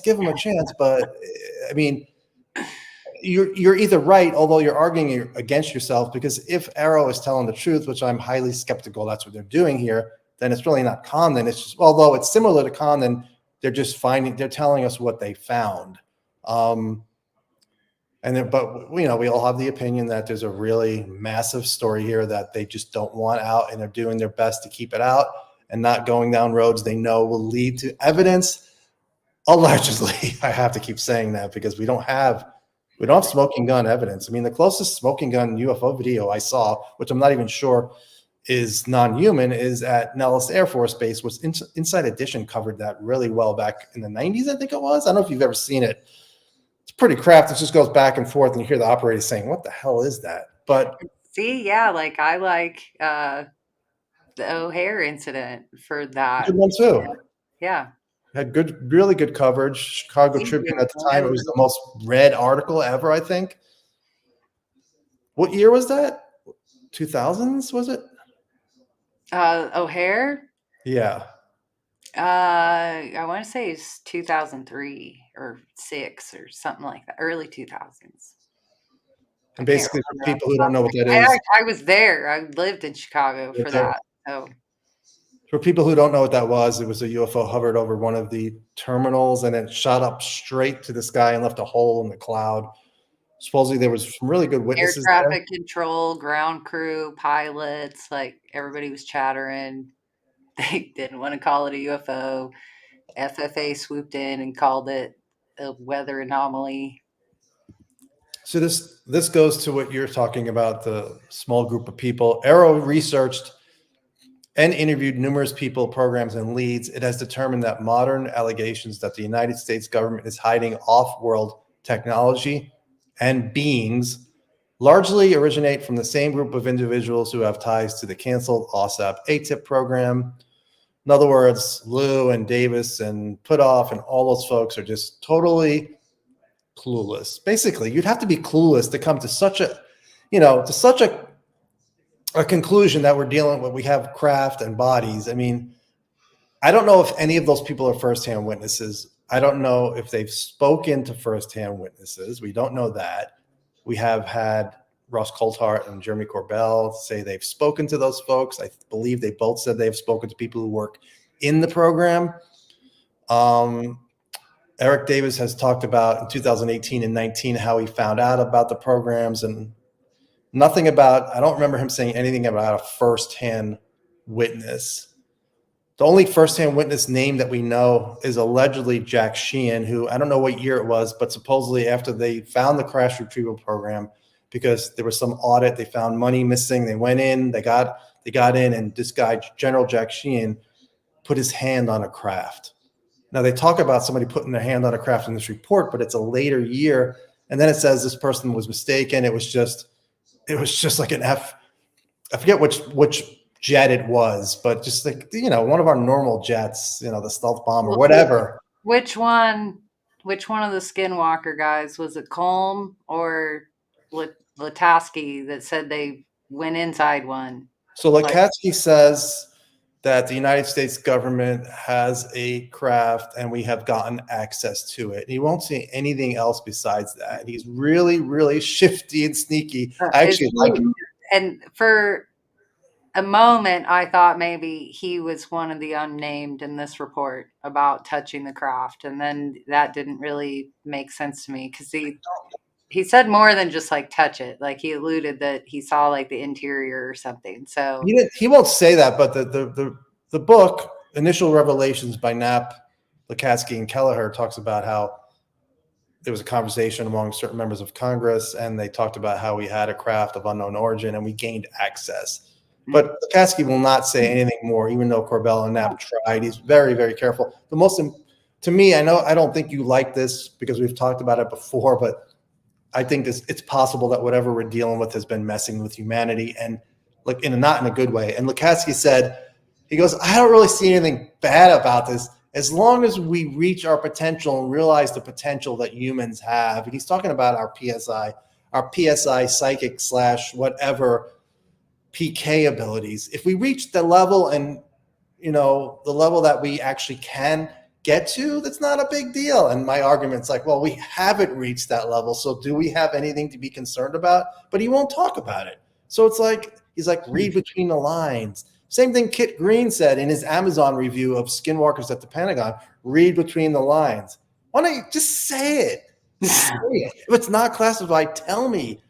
Do you think we're dealing with some non-physical, angelic / demonic / thing that we've read about, the jinn? It's like, is that what you think? It's like, say it. I don't understand why it's got to be so secretive. I mean, nobody's going to, the regular masses are not going to listen to Lukatsky and Kit Green They don't care. You could come out, Jim Lukaski could come out and say, I've seen things that make me think we're dealing with what people call demons and what people call angels. And it's a lot of the Bible and a lot of the Quran. All of that is accurate. He could come out and say that and nobody's going to care. It's not going to get covered on the news. So just say it. And he's like, well, our adversaries are listening, so I'm very careful. They're listening right now.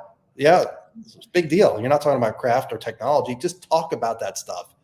I don't care if it's sensitive. Just tell us. So that's where I get frustrated, because he just gives us a little bit, and then he just drops off. So I know. I don't know. I know you talk to just as many people as I do, and probably not. you say you'll keep confidences and things like that. But I find it's very funny. It's like the people you would think that would tell you to keep things secret or not say anything never say that shit. They're just like, this is what I think. Tell whoever you want that this is what I think. But it's the people like you just mentioned that, you want to say more, that seem to like hide behind this. I want to say more, but I can't, keep it a secret, blah, blah, blah. So that's where I try to find this fine line about who seems to be like running their mouth with no cares in the world, and the people that are like whisper brigading their shit. Like, and why the difference? Like, and why do they often hate each other? Like, or shit talk each other? Like, it's that level of stuff. Like, it's always a surprise to me. And somebody brought up Semivan, and like, yeah, Semivan is very, very open about what he thinks is going on, and he does not think it's a good thing. He thinks they're messing with us, whatever this is. I want to bring up one thing somebody brought up on Twitter. I said I would talk about. They're mad that Ross Coulthart told us about a craft large enough that they had to build a building over it, and they're really upset that Ross won't tell us where. And I mean, I see it nonstop, and people taking shots at him. And now he's like, I regret even bringing it up. I think he said he got death threats over that. It's like reporters, and I'm not a reporter, but I do get some information. And for me, it's like, I don't always get the specific, don't talk about this. I have to figure out what I can and can't share. So far, I've been okay, and I've done well. I haven't gotten yelled at by any source, but there are sources that said, you cannot say this. And if I went out and said, screw that, I'm going to say it, the word's going to get around to all those people, who most of them, everybody talks in the world of intel, and my name would be mud. I would never get any information. Would that really affect me that much? I'm starting to not really care about insider information, which I've gotten over the years, because I can't share a lot of it.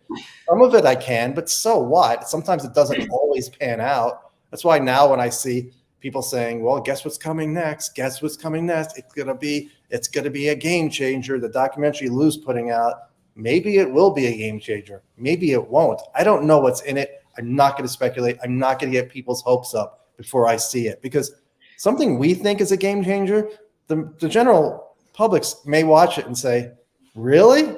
You think this is a game changer? Because we've both heard stories that we both talked about. If this comes out, I don't think it's going to make a difference. And I'm definitely not getting specific, because there's one case we talked about together, and it's like, I don't know if it's going to move the needle, unless X, Y, and Z happens along with it. So that's where we are.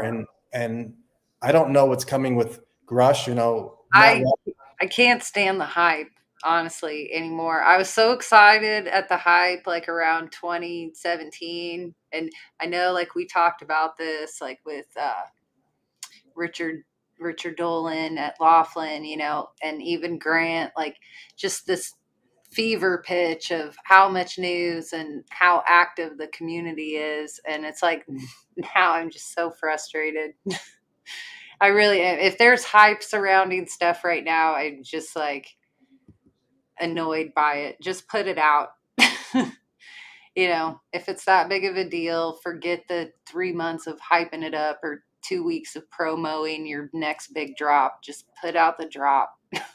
No, I'm the same way. I mean, if I do hype something, I instantly regret it. Number one, because I don't always do what I say I'm going to do, because I get distracted really easily, and I don't like follow up, because I can't. My mind is so many places. I love the consciousness aspect I love the remote viewing aspect. There are people in the community. If I bring up remote viewing, it gets most of it gets not ignored, but you could see the interactions. People just don't want to hear it. They want to strictly stay nuts and bolts. And I'm like, listen, I took a couple of classes. It works. Whatever natural ability you have, this technique is really good at bringing it out. I'm not saying, and I've also had I've talked about having prophetic dreams about people dying. I've had 2 in my life, and both times the person died the next day. I'm not going to tell those stories again, but one was really just totally out of the blue. One was with a person I was volunteering with who was dying, but they weren't close to death. It wasn't like they had taken a downturn. I mean, yeah, it could have happened any day, but I had a dream the night before they died. So it's like, there's something there. There's something there. So I kind of get frustrated when I share something, anything consciousness related, but I think remote viewing falls into that, and people just totally reject it. And if you bring up Uri Geller, forget it. Uri Geller is as controversial as. Oh yeah, you can't bring up any of them. You can't bring up Ingo Swan. You can't bring up any of them. And then Ingo Swan's niece said that in the book Penetration, Ingo Swan said that he had an encounter in Alaska with Axelrod, which is a different Axelrod from Skinwalkers at the Pentagon. That Axelrod is Jay Stratton, which I know. Thanks, jerk faces. Why you got to add some confusion for Axelrod? Like, thanks a lot. So he was taken to Alaska, Ingo Swan, with Axelrod, and the craft came down and was sucking water out of the lake, and it was very scary. And then Ingo's niece came on a show and said that didn't happen. Well, Eric Davis in the Facebook group, we're allowed to talk about those posts. He said, that's not true. That happened. Ingo did not lie about that. Joe McMonagle's really good at telling whether or not people lie. So I don't know. There's, like you said, there's disagreements within the community, but that was Ingo's niece.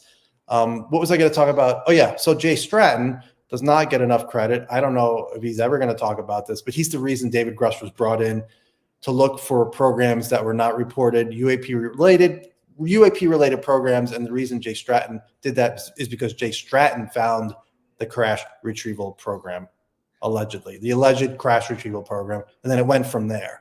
He's like the modern day Admiral Wilson, who found it in 97. And then before that, I think it was Charles Bowser was the one that Valet writes about. Valet has come around too. Valet was never big into crash retrievals or believing we had that. Now he seems to be buying into it. So doesn't prove anything just because Valet believes it. And I'm not even sure believe is the right word. Getting tired? Yeah, I was tired when we started, but we will stop at 2 hours, which is, you can cut off anytime. I will say, like, what we have up right now, to kick it back to how they're saying these individuals have worked with each other consistently in various UAP related efforts. Like, this sort of sanctioned thing or government sponsored endeavor spinning off, unofficial ATIP. Like, we have seen that kind of scenario before. We saw it in the 80s, the Advanced Theoretical Physics Working Group. Just explain that for people who don't know what that is. It was one of these UFO groups. Well, like, led by the Advanced Theoretical, then see, that's where there's confusion. There was like an official meeting once under this auspice of the Advanced Theoretical Physics Working Group. We have the notes from that. We have Jack Hoke's notes. We have Oak's notes. Allegedly, there's other sets of these notes. Grant got his set that were Oak's through Eric Davis. Eric Davis was given these notes when he was a part of NIDS. So if we're talking about the Advanced Theoretical Working Group, at the same time, this group is sometimes also being compared to the Invisible College and what Bill Moore and Jamie Chandray start calling the Aviary, which later Dan Smith starts calling the Aquarium. Well, We hear people talk about the UFO working group, like Melinda started calling them the Cosmic Club because of that. This was before all the notes came out and the notes came out. So we have the UFO working group, and we hear about them being talked about today. There's a UFO working group out there. Is it the same group? Is it a split off? Is it an unofficial split from the one meeting of the Advanced Theoretical Physics Working Group where they talked about, yeah, let's look into this. Here's what we could do. Here's how we'd have to organize each other. Here's who we'd need in this level of expertise. Here's the money we could bring in. It never went anywhere. But then the UFO working group continued to be the UFO working group. And John Is Alexander, that the same thing? And yeah, people say it was John Alexander's working group. Is that the truth? I'm not exactly sure. Did Kit Green and Hal Puthoff help organize these?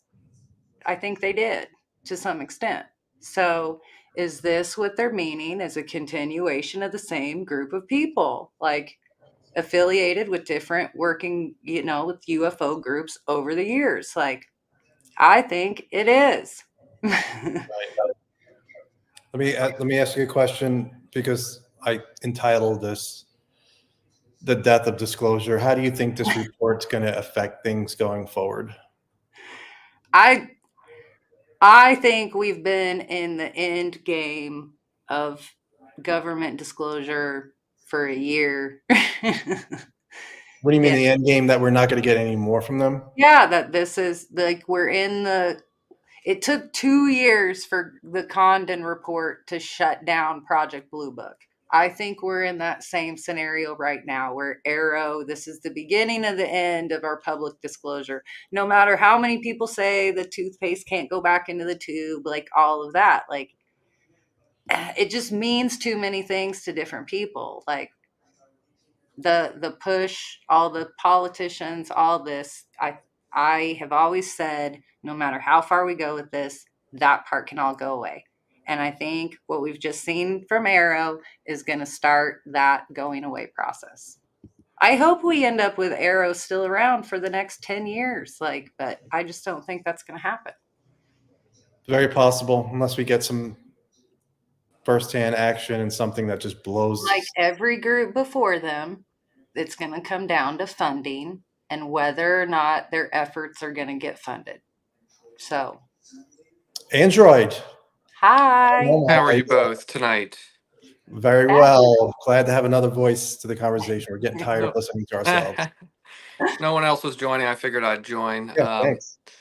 I just wanted to kind of give my overall take. I feel like, a lot of people say, can you still hear me okay? Yes. Yeah. Okay, perfect. I feel like a lot of people say, where's the proof? Where's the evidence? I see that come more from people who've been in it longer, way longer than I have, people like you two. And I can understand the frustration. But when I look at this report, I just see, it's the kind of the same thing. I mean, they didn't provide any interview transcripts. They didn't provide really any specific names. They didn't provide any locations that they checked. They didn't provide any radar data. They didn't provide any videos of things they solved or things they didn't solve. And so, to Gary Nolan's point earlier, this is not a scientific report. This is really just a trust me, bro report, just like a lot of people from AllSap or ATIP and all those programs, and so it's just kind of like a he said, she said back and forth, it seems like to me. Yeah, I agree. And Yeah. we're at that impasse. And I think it was, let's see, it wasn't last summer, but it was the summer before. So I think it was August of 22. So I got lucky enough to be introduced to David Grush before he went public. And I could tell he knew a lot of stuff. So I started asking him questions. Who's this guy, Dave? And I said, he told me, he goes, this will go as far as Congress wants to push it, And same thing with Kirkpatrick. He didn't say anything negative about Kirkpatrick, but I asked about him. He goes, it's up to Sean how he takes this and how he handles this. And Congress has the ability to really push this. And that's where we are right now. If Congress really believes they're being lied to, yeah, they're going to have to put in legislation. I don't know if the executive branch keeps pushing back and saying, we're not giving you access. I don't care what you do. we're going to keep saying there's nothing to this. I don't know what Congress can do. I'm not really sure there's an alternative response there where they could say, well, somebody was saying, you can go in with the U.S. Marshals and go in and get a search warrant. That's not so easy just to get a search warrant. So Right. I don't know where we go from here. That's why I asked Nicole, do you think this is going to, really hurt us? And it depends on what happens going forward. Like I said, I've heard of things happening. Matt Laszlo said that David Grush is going to be an Intel legislative aide for the UAP caucus of Luna, Burchett, and Burleson, and those folks. And that'll help them and help guide them in the right direction. I don't know if that's going to break down the door we need to have broken down. What are your thoughts? Yeah, I mean, from a legal standpoint, Congress can do whatever they want if they can get 51% of them to agree to it. They can pass any law they want. They could pass a law that says, we're going to create a special independent investigation, like not just a subcommittee with subpoena power, and do it themselves. And that way, you don't have the DOD investigating themselves, like Mellon says is a problem all the time. But I think it's also important to keep in context that when it comes to should we trust what the AARO report says or not, because that's what it comes down to, because they didn't really provide any concrete data. Kirkpatrick said on multiple occasions, we're going to do this the scientific way, through the scientific method. He said that through interviews. And I think he even said it, I mentioned it in when he testified to the senators. I don't think he was under oath, but he did say, we're going to do this not through, online, gossip or whatever he said, something like that. We're going to do this the real way, the investigation with science. And that's not what this report is. So he totally did not even follow what he said he was going to do. But yeah, I think Congress can totally fix it if they can get 51, actually not even 51%, because Burleson's talking to the speaker and to Comer about creating a special committee. They don't need 51%. If they get those two guys to go along with it, I think that's all they need probably to create the committee, really, is to get the speaker to fund it, give him the power to do it, is really what it comes down to. So obviously nothing's going to happen until the budget's passed for the year. But after that, who knows? If they haven't gotten any definitive no's, maybe they're just kind of open to it. So that's good news. And that information just came out. Matt Laszlo shared that. So yeah, we need a select committee with some sort of subpoena power, which we were supposed to get in Schumer rounds, which would have been potentially really helpful. Of course, they could have thumbed their noses at subpoenas, which has happened plenty of times in the past. But this comment, Mellon usually doesn't use words like pathetic. So that's basically what he called the AARO report. So he's frustrated, I think. He has been careful not to say, he did bring Eric Davis to Capitol Hill to brief members of Congress. I was shocked when he called out Kirkpatrick basically for bold-faced lies, saying that nobody testified that had direct knowledge. And he was like, I know that's not true because I brought people directly myself. Like that was shocking when he did that. I couldn't believe that. You're talking about Mellon? Yeah. Yeah. Mellon, I think, is, like I said, he's getting frustrated speaking. And I'm going to share what Lou had said. If people have not seen this. I did want to touch on page 26. That's where they brought up the foreign and academic investigatory efforts, because earlier I was talking to Grant and he admitted that he hasn't gone through all of this report yet. And, page 26, the bullet point number 5 or something is where they just totally blow up Canada's Project Magnet and Wilbert Smith. And that's kind of like, it was a dagger to Grant's research for me a little bit.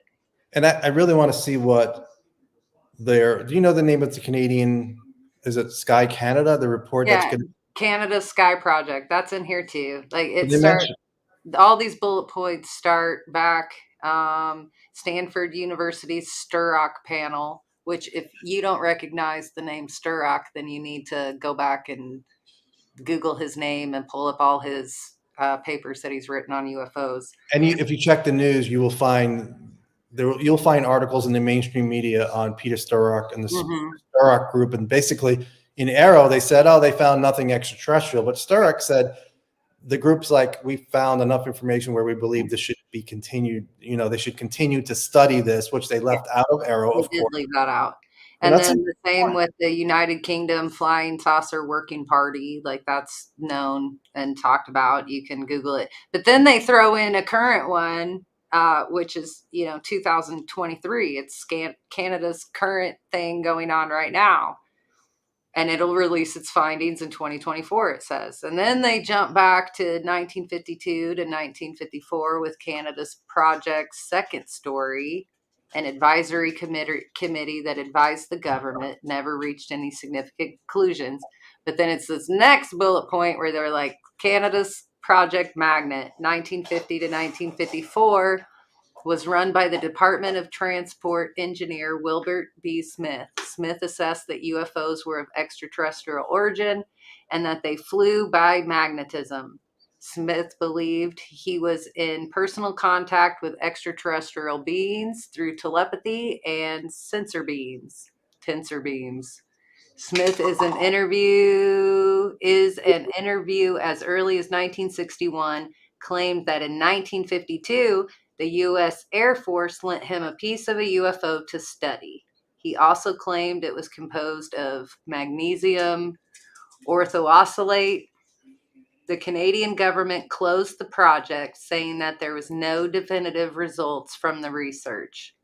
Smith admitted that his beliefs concerning UFOs were his alone and not the government's official position. The other half to that is, I think, Grant tracked down Wilbert Smith's son and has all his personal, diary and I archive. really want to read that. I really want to read that. Grant really needs to read page 26. I already told him. I'm like, come on, Grant. Have you finished reading the Wilson documents yet? Funny. I'm going to read just quickly what Lou Elizondo said. I don't know if people can struggle reading that, but it's today the Pentagon and its current UAP investigative program, AARO, issued a public report that is intentionally dishonest, inaccurate, and dangerously misleading. I told the Pentagon leadership, and Lou did say he met with Kirkpatrick. I don't know how long ago it was, but had a briefing where he briefed Kirkpatrick.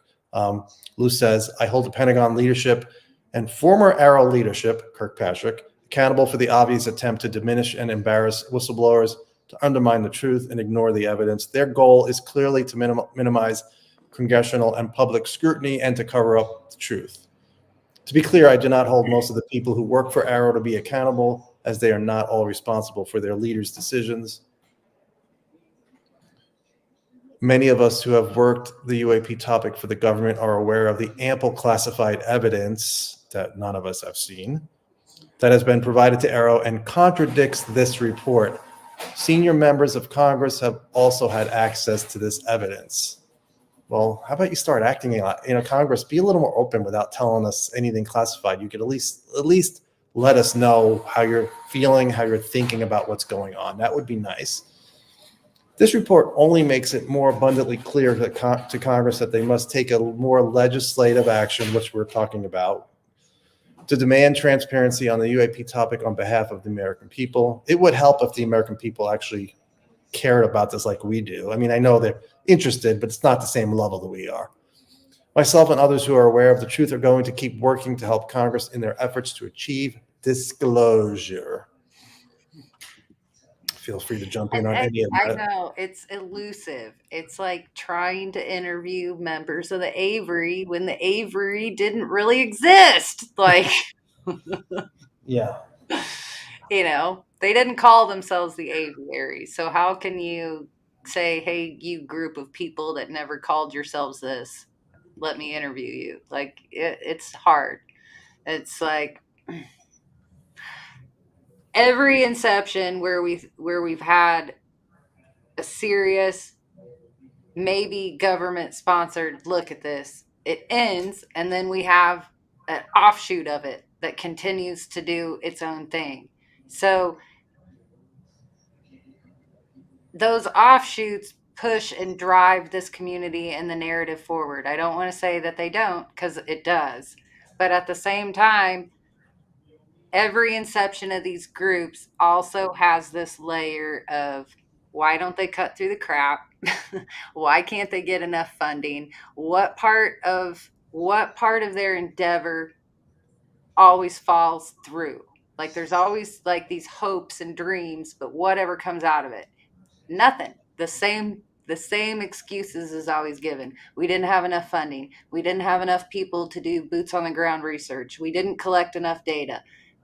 And then the next 30-year cycle continues. So 2034, here we come. Like, You know, that's a good point. You know, I think it was Dr. Diana Pasolka. She said, I haven't read her book yet, but she's talking about how like it's all, most of it's passed down word of mouth, kind of like how the Native Americans would do with, you know, their religion or their beliefs and mythology and all that stuff. And so, you know, when somebody dies, that knowledge dies with that person unless, you know, that person found some sort of person they trusted to pass it on to.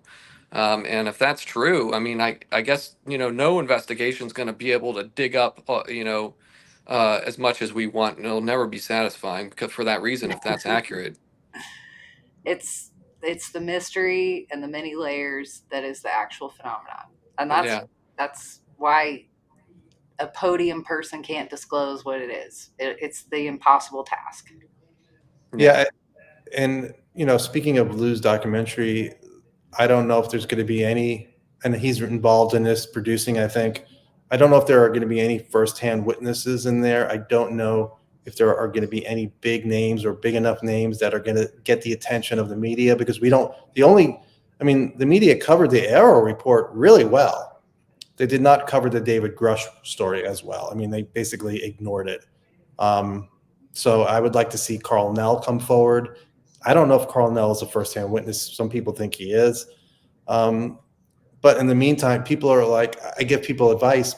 I said, you need to have other interests. You just can't rely on this, because right now it's where it's really hurting people who are just focused on this. They have nothing else to fill that gap. For me, it's sports. For other people, it's something different. I mean, yeah, I wasn't disappointed with this report because I was expecting it. And Ross was like, it's not really, I got an inside information. It's not going to be good. It's going to be bad. I'm like, okay. So when I read it, I was like, all right, let me see what I can learn from this report, because there is interesting things like we talked about. Project Bear. More than the first one.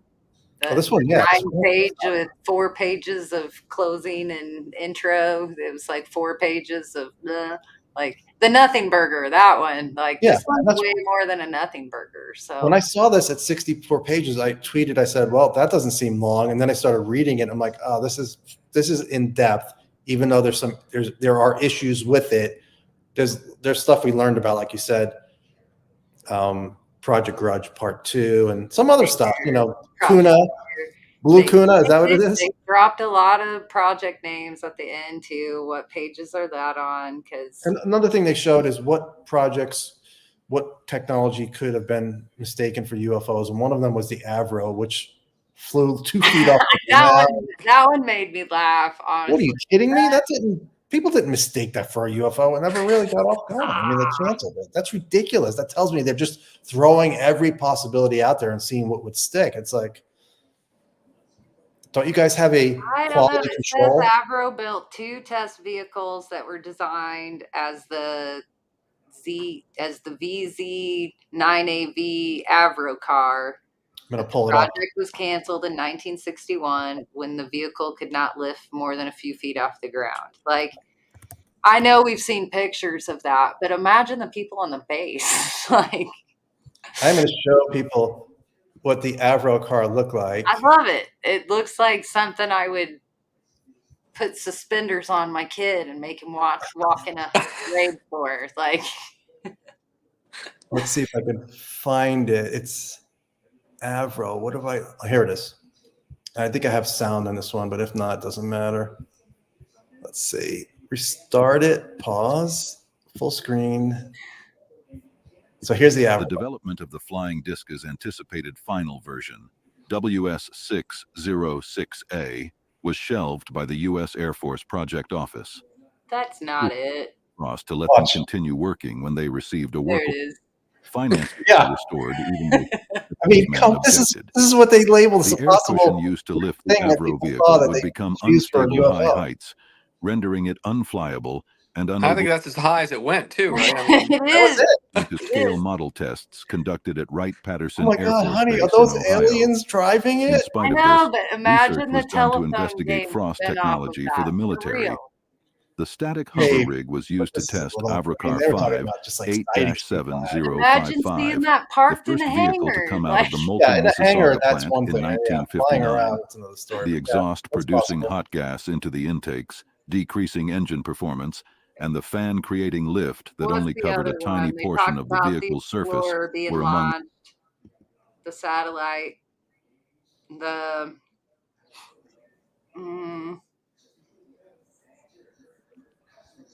Project Dragon Lady, Corona, Avrocar, Explorer 1, Oxcart, Tattletale. That was an interesting one. The United States was the first nation to deliver a reconnaissance satellite into space.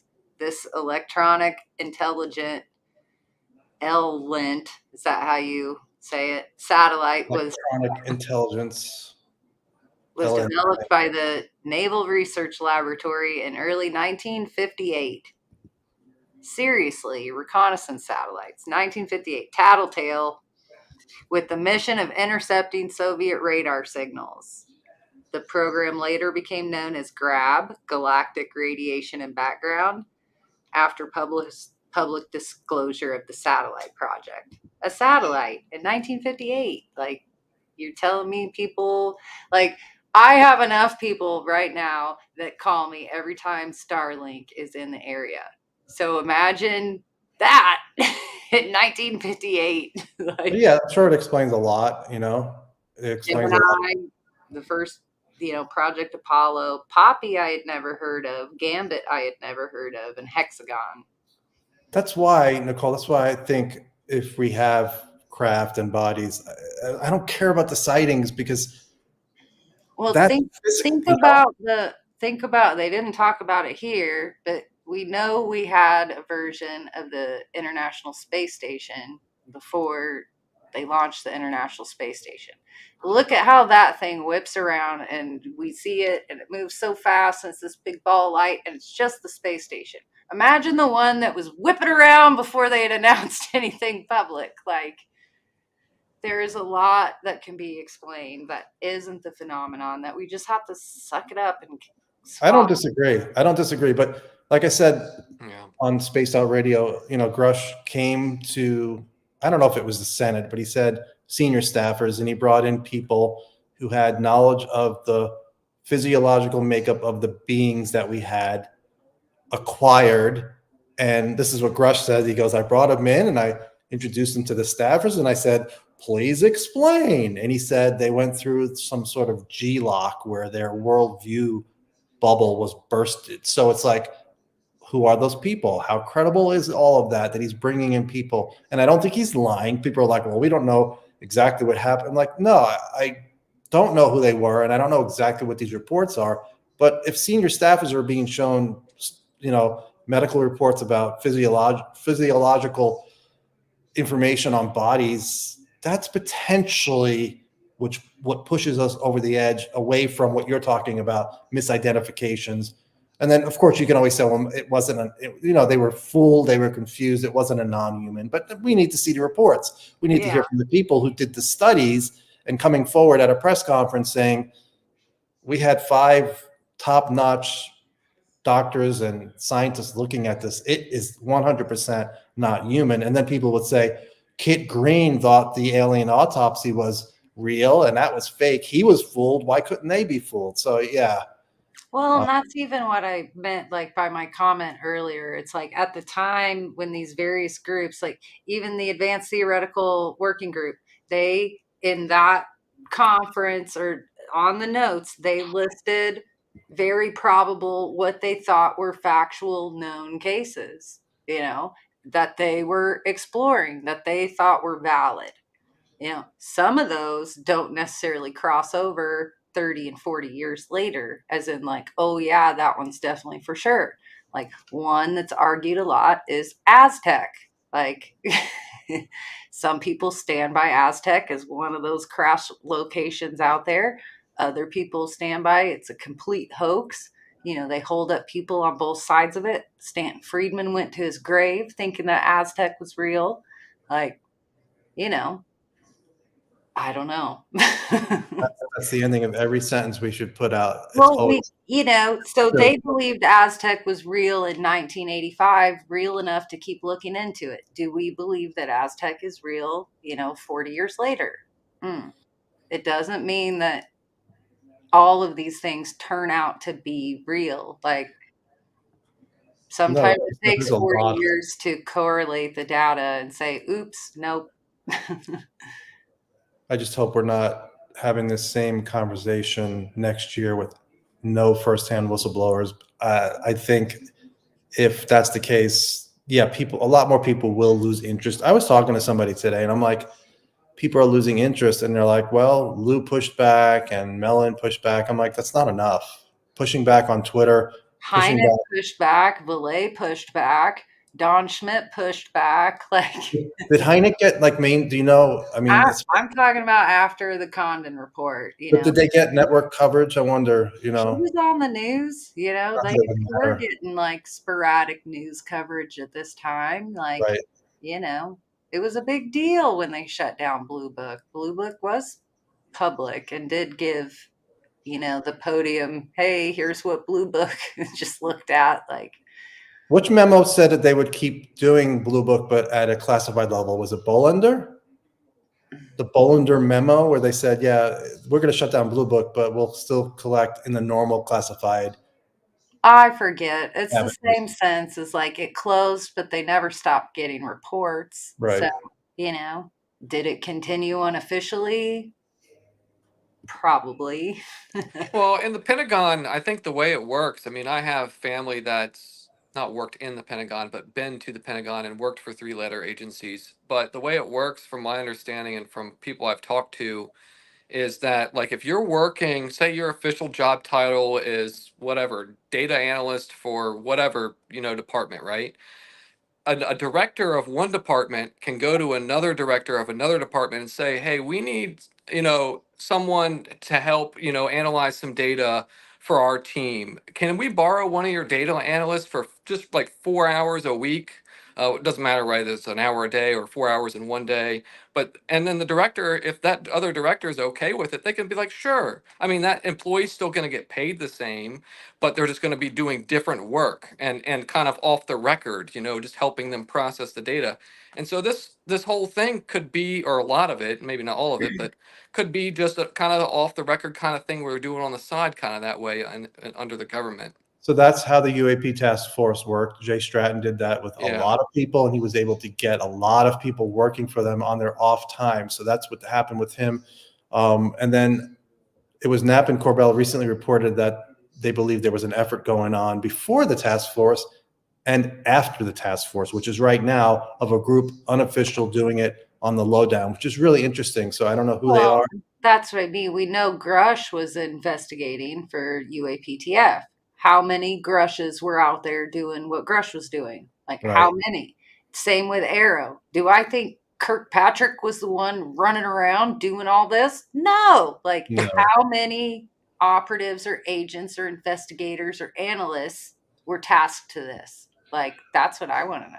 Like, we should be able to have those numbers. Yeah, like, why is that my classified? biggest fear is that it's Kirkpatrick and two people. Like, they talked about having staffing issues. Like, how much can you get done when you're given the impossible task, you're not completely funded, and you're having staffing issues? And now their leadership is turning over. So, dead in the water. That's how I look at it. This will be the best report that comes out of AARO, unless Phillips takes over. Like, that would be great if he just gets to stay in the temporary job. Like, he knows what happened before. He's in the interim. Hopefully he can continue and help him be successful. Like, if they shuffle in a new leadership, how many jobs have you worked in where you get your boss replaced? There's chaos that surrounds every transition like that. Like, So they're I supposed would, to just operate and keep plugging forward, like doing the best job they can when their leadership's turned over. Like, I would be fine with the leadership being turned over if it was somebody like Carl Nell. Just my brief interaction with him at Seoul, like this guy's really sharp and he would be really good to be in that place. And there was rumors that he was the one, but I I think heard that I, too. I Yeah. think Phillips is probably going to stay there, but that's the way it looks. I don't know why they're taking so long to make a decision on that, but they have not made a decision. He's still the interim. Probably like the same thing that they hinted at with Grudge Part 2. Like, you got to make sure there's not people stacked one way or the other. Like, Right. how hard could that be, especially when this is such a passionate topic right now? Like, Keeping the director as acting, there could be a political or a legal motive behind that, because I don't know if you remember, but when Trump was president, he purposely kept a lot of heads of departments as acting for long periods of time because he couldn't get the people approved that he wanted to through the Senate. Do we know if the president, or who picks this? Is it just the DoD secretary that picks the leader of right. AARO? Yeah, so I Yeah. mean, there could be some other legal stipulations in the law that says if there's an acting director, they don't need to follow certain regulations. And if that's the case, they might be using that to their advantage. Well, I'm kind of disappointed that Kirkpatrick is moving along. I kind of like when people get their feet held to the fire and they get to complete the job, no matter how hard the task is at hand. Like, The only person on the planet that will miss Patrick.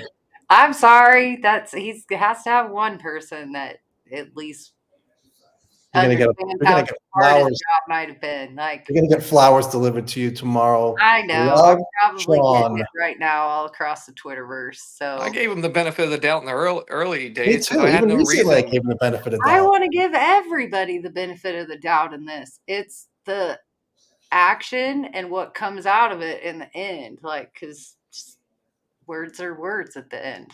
If it's Yeah. just words, if there's no follow through, if none of the promises that are made have come to fruition and the locusts move on to something else, then that's a pattern.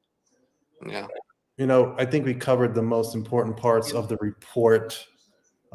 It's really hard to end a live stream when you're at 2,141 viewers. When my high was like before that was 350 maybe when I had Lou on. But it keeps growing. Maybe we stay on until we get to 3,000. I'm just It kidding. means you're prettier than Lou Elizondo. That's what that means.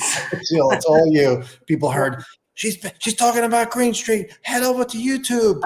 Oh my God. Cancel culture, Nicole. Like, cancel me. Oh no. I stick up for Greenwald too. Like, like when he made the newspaper about forming the Black Vault, I was like, son of a bitch. He's like 1 year older than me. Why haven't I done as much with my interests? Like, it's just little things like that. What was he, 15 when he started? 19 maybe. No, he was younger. He was younger. Right around, like, just too young to be so successful in this, that I admire how far he'd gone. Like, Yeah, Greenwald's impressive, and he's got a different opinion from some people, but he's done a lot of work. he's still here. That's what I mean. But I'm I not just can't gonna get hate behind on Green anybody Street. when they're going Yeah. to be around in 30 years. I'm going to be around. So hate on me all you want. I'm not going I'm anywhere. not going to be here. 30 years. I don't think I'm going to be here.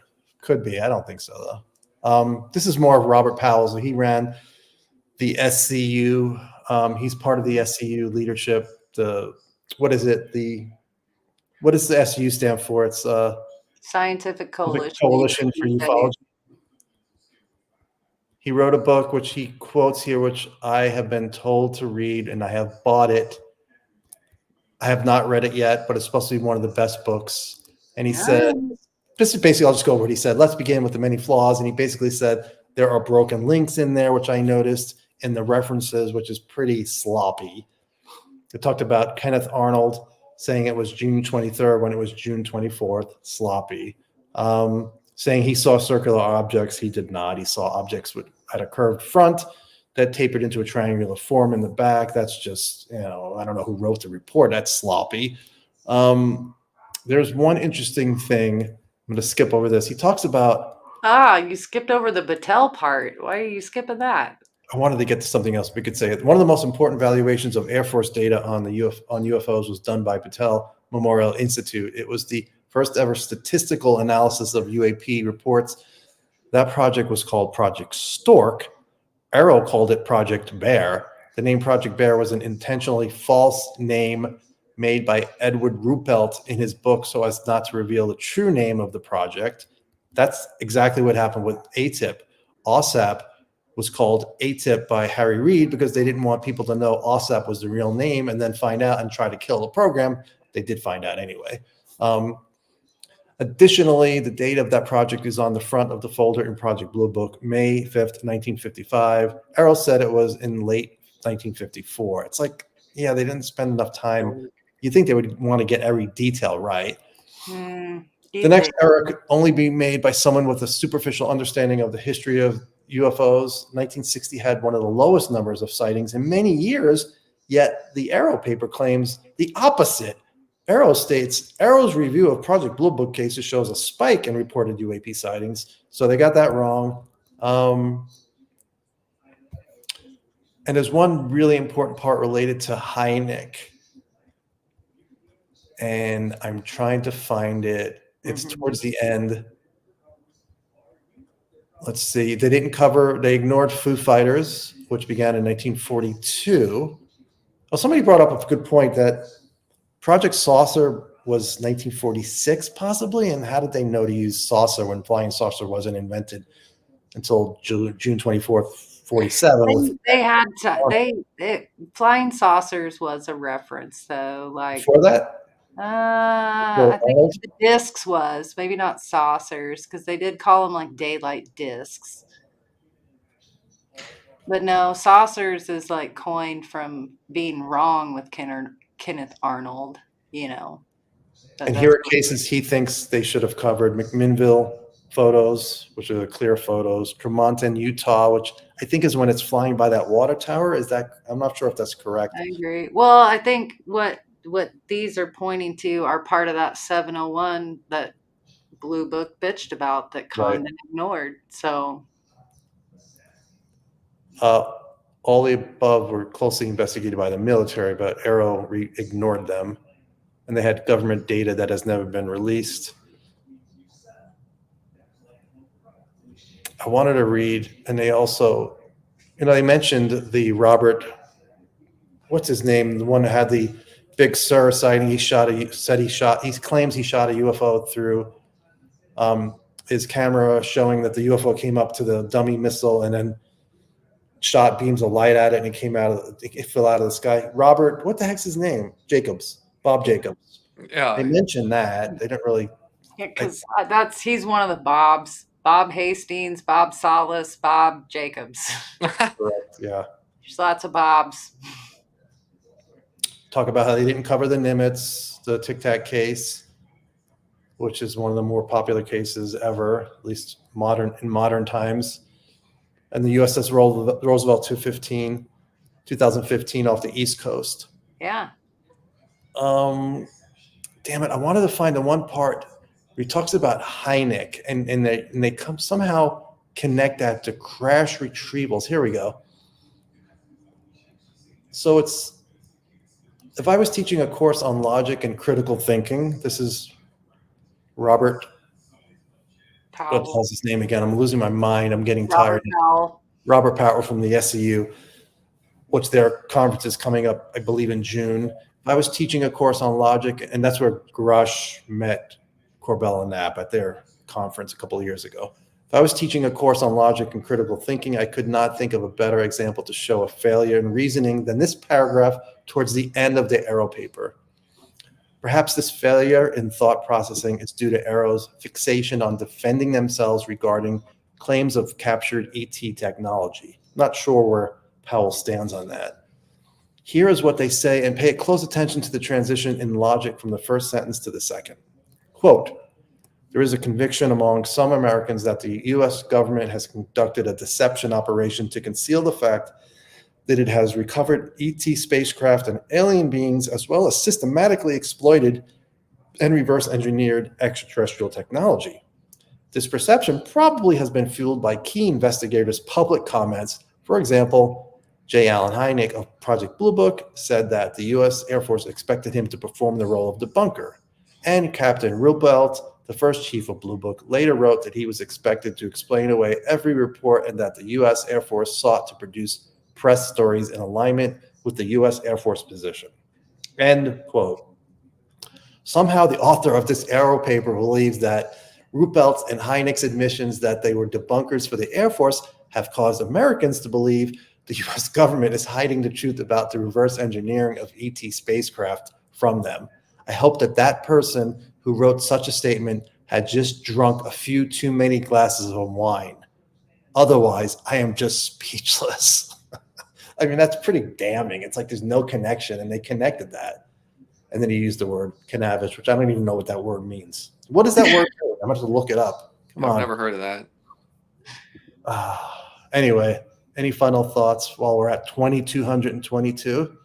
My brain is now Jello, UFO flavored Jello. We'll bring one person in really quick. Hey, George, unmute yourself, George. Android, I'm going to let you go. Thank you so All much. right, man. Have a good night. Thank you so much. Thanks, Have a good night. Android. Aloha, friends. Yeah.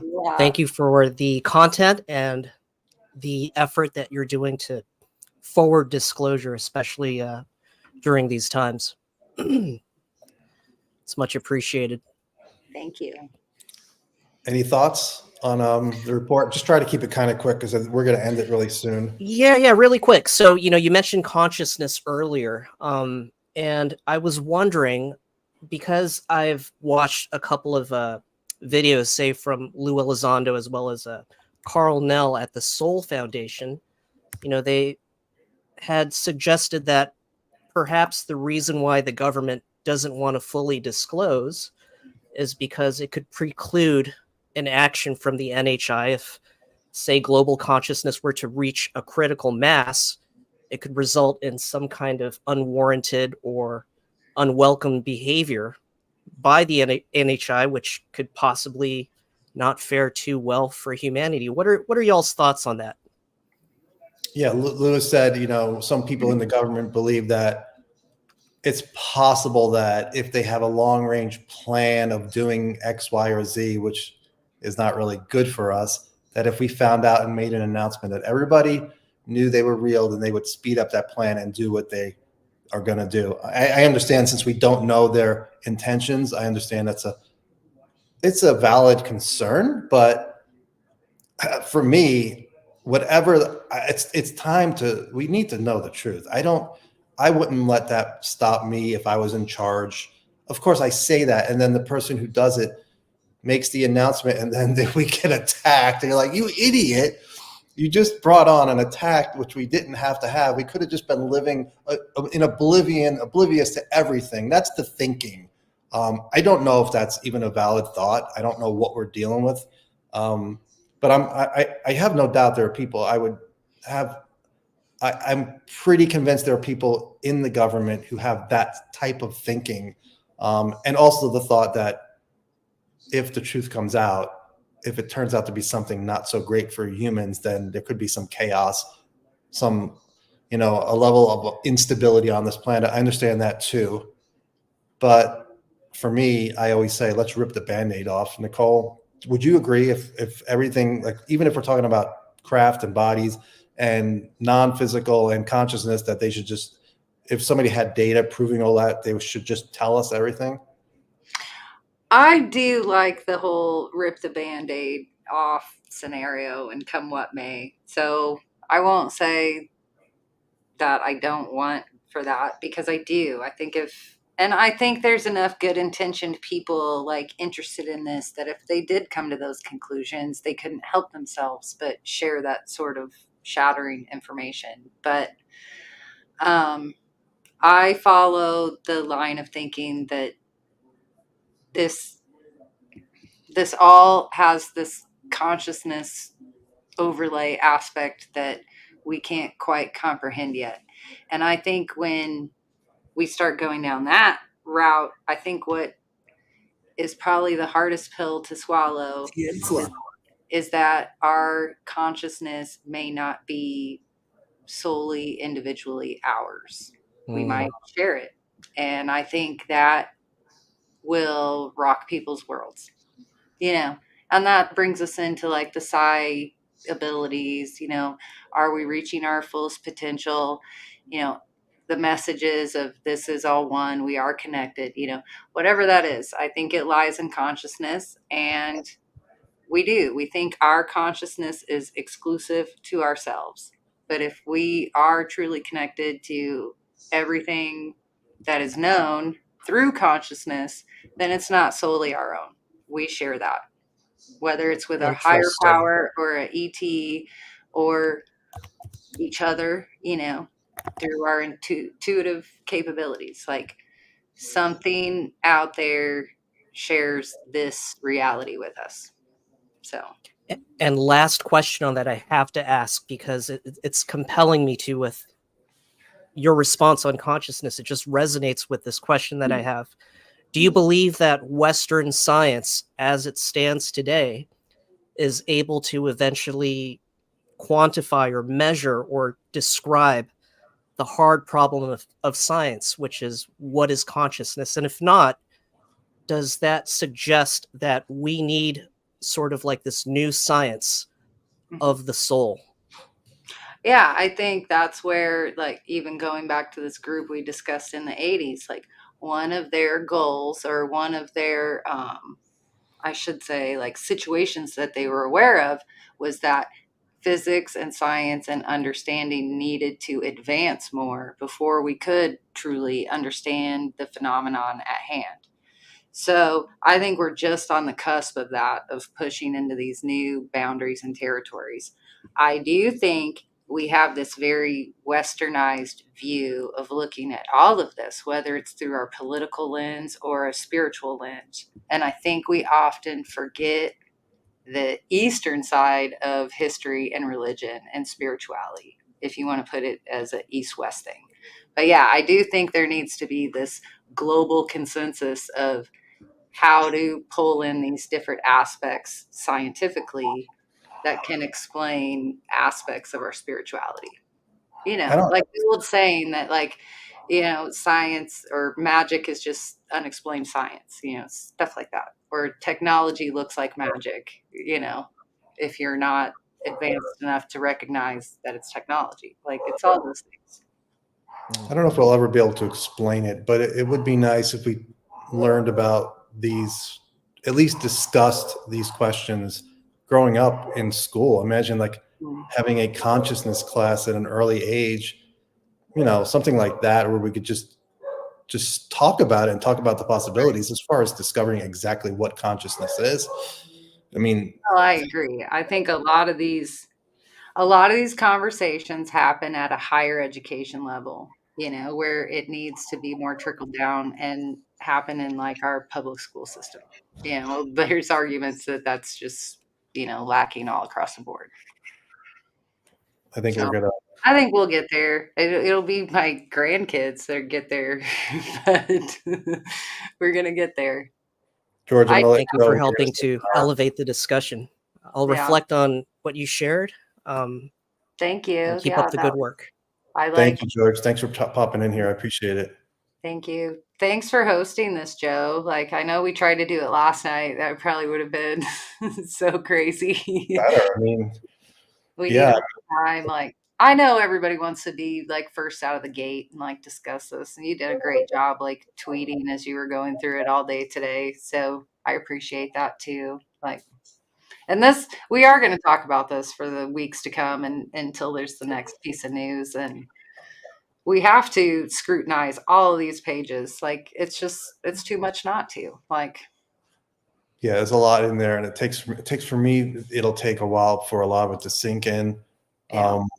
Well, we need both sides of the argument too. Like, I know I've sounded pretty negative tonight, but that's just, I know I can sound negative when I'm like playing off you a little bit, because I just can. And I do see the arguments, and we need that hard line to be able to pivot and have our debates launch from this point. Like, this isn't bad. I could do this for the next 30 years. I don't know who's in it for the long haul. Like, Yeah, somebody said something about low morale. No, I don't have low morale. I mean, the report didn't bother me. I mean, it sucks, but it is what it is. And there's always stuff for me. It's like there'll be days where I'm like, what the heck am I going to talk about or write about? And then something will pop out. I'm like, that's really interesting. I've never heard that. There's so much of that in this field, especially if you expand into the consciousness side, which I love, which is where I got my start. I got my start in this totally in the consciousness side. So it's not really a stretch for me to go back there. And I love that stuff too. So, and I love to speculate. So I know there are people out there that says you shouldn't be speculating. I'm like, well, then don't follow me, because I love to speculate. You know, it's fun. It's fun for me. I realize I don't know any answers and I'm speculating. So anyway.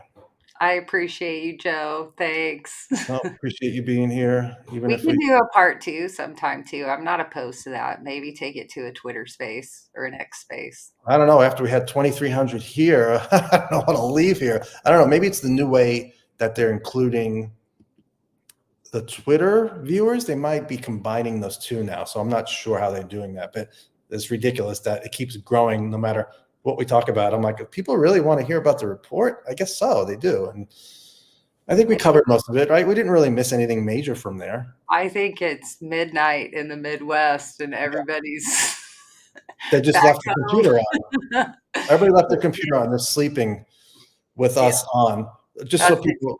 And just I so fall people. asleep listening to people on YouTube all the time. I do too. I need to stop bringing my laptop into my bedroom.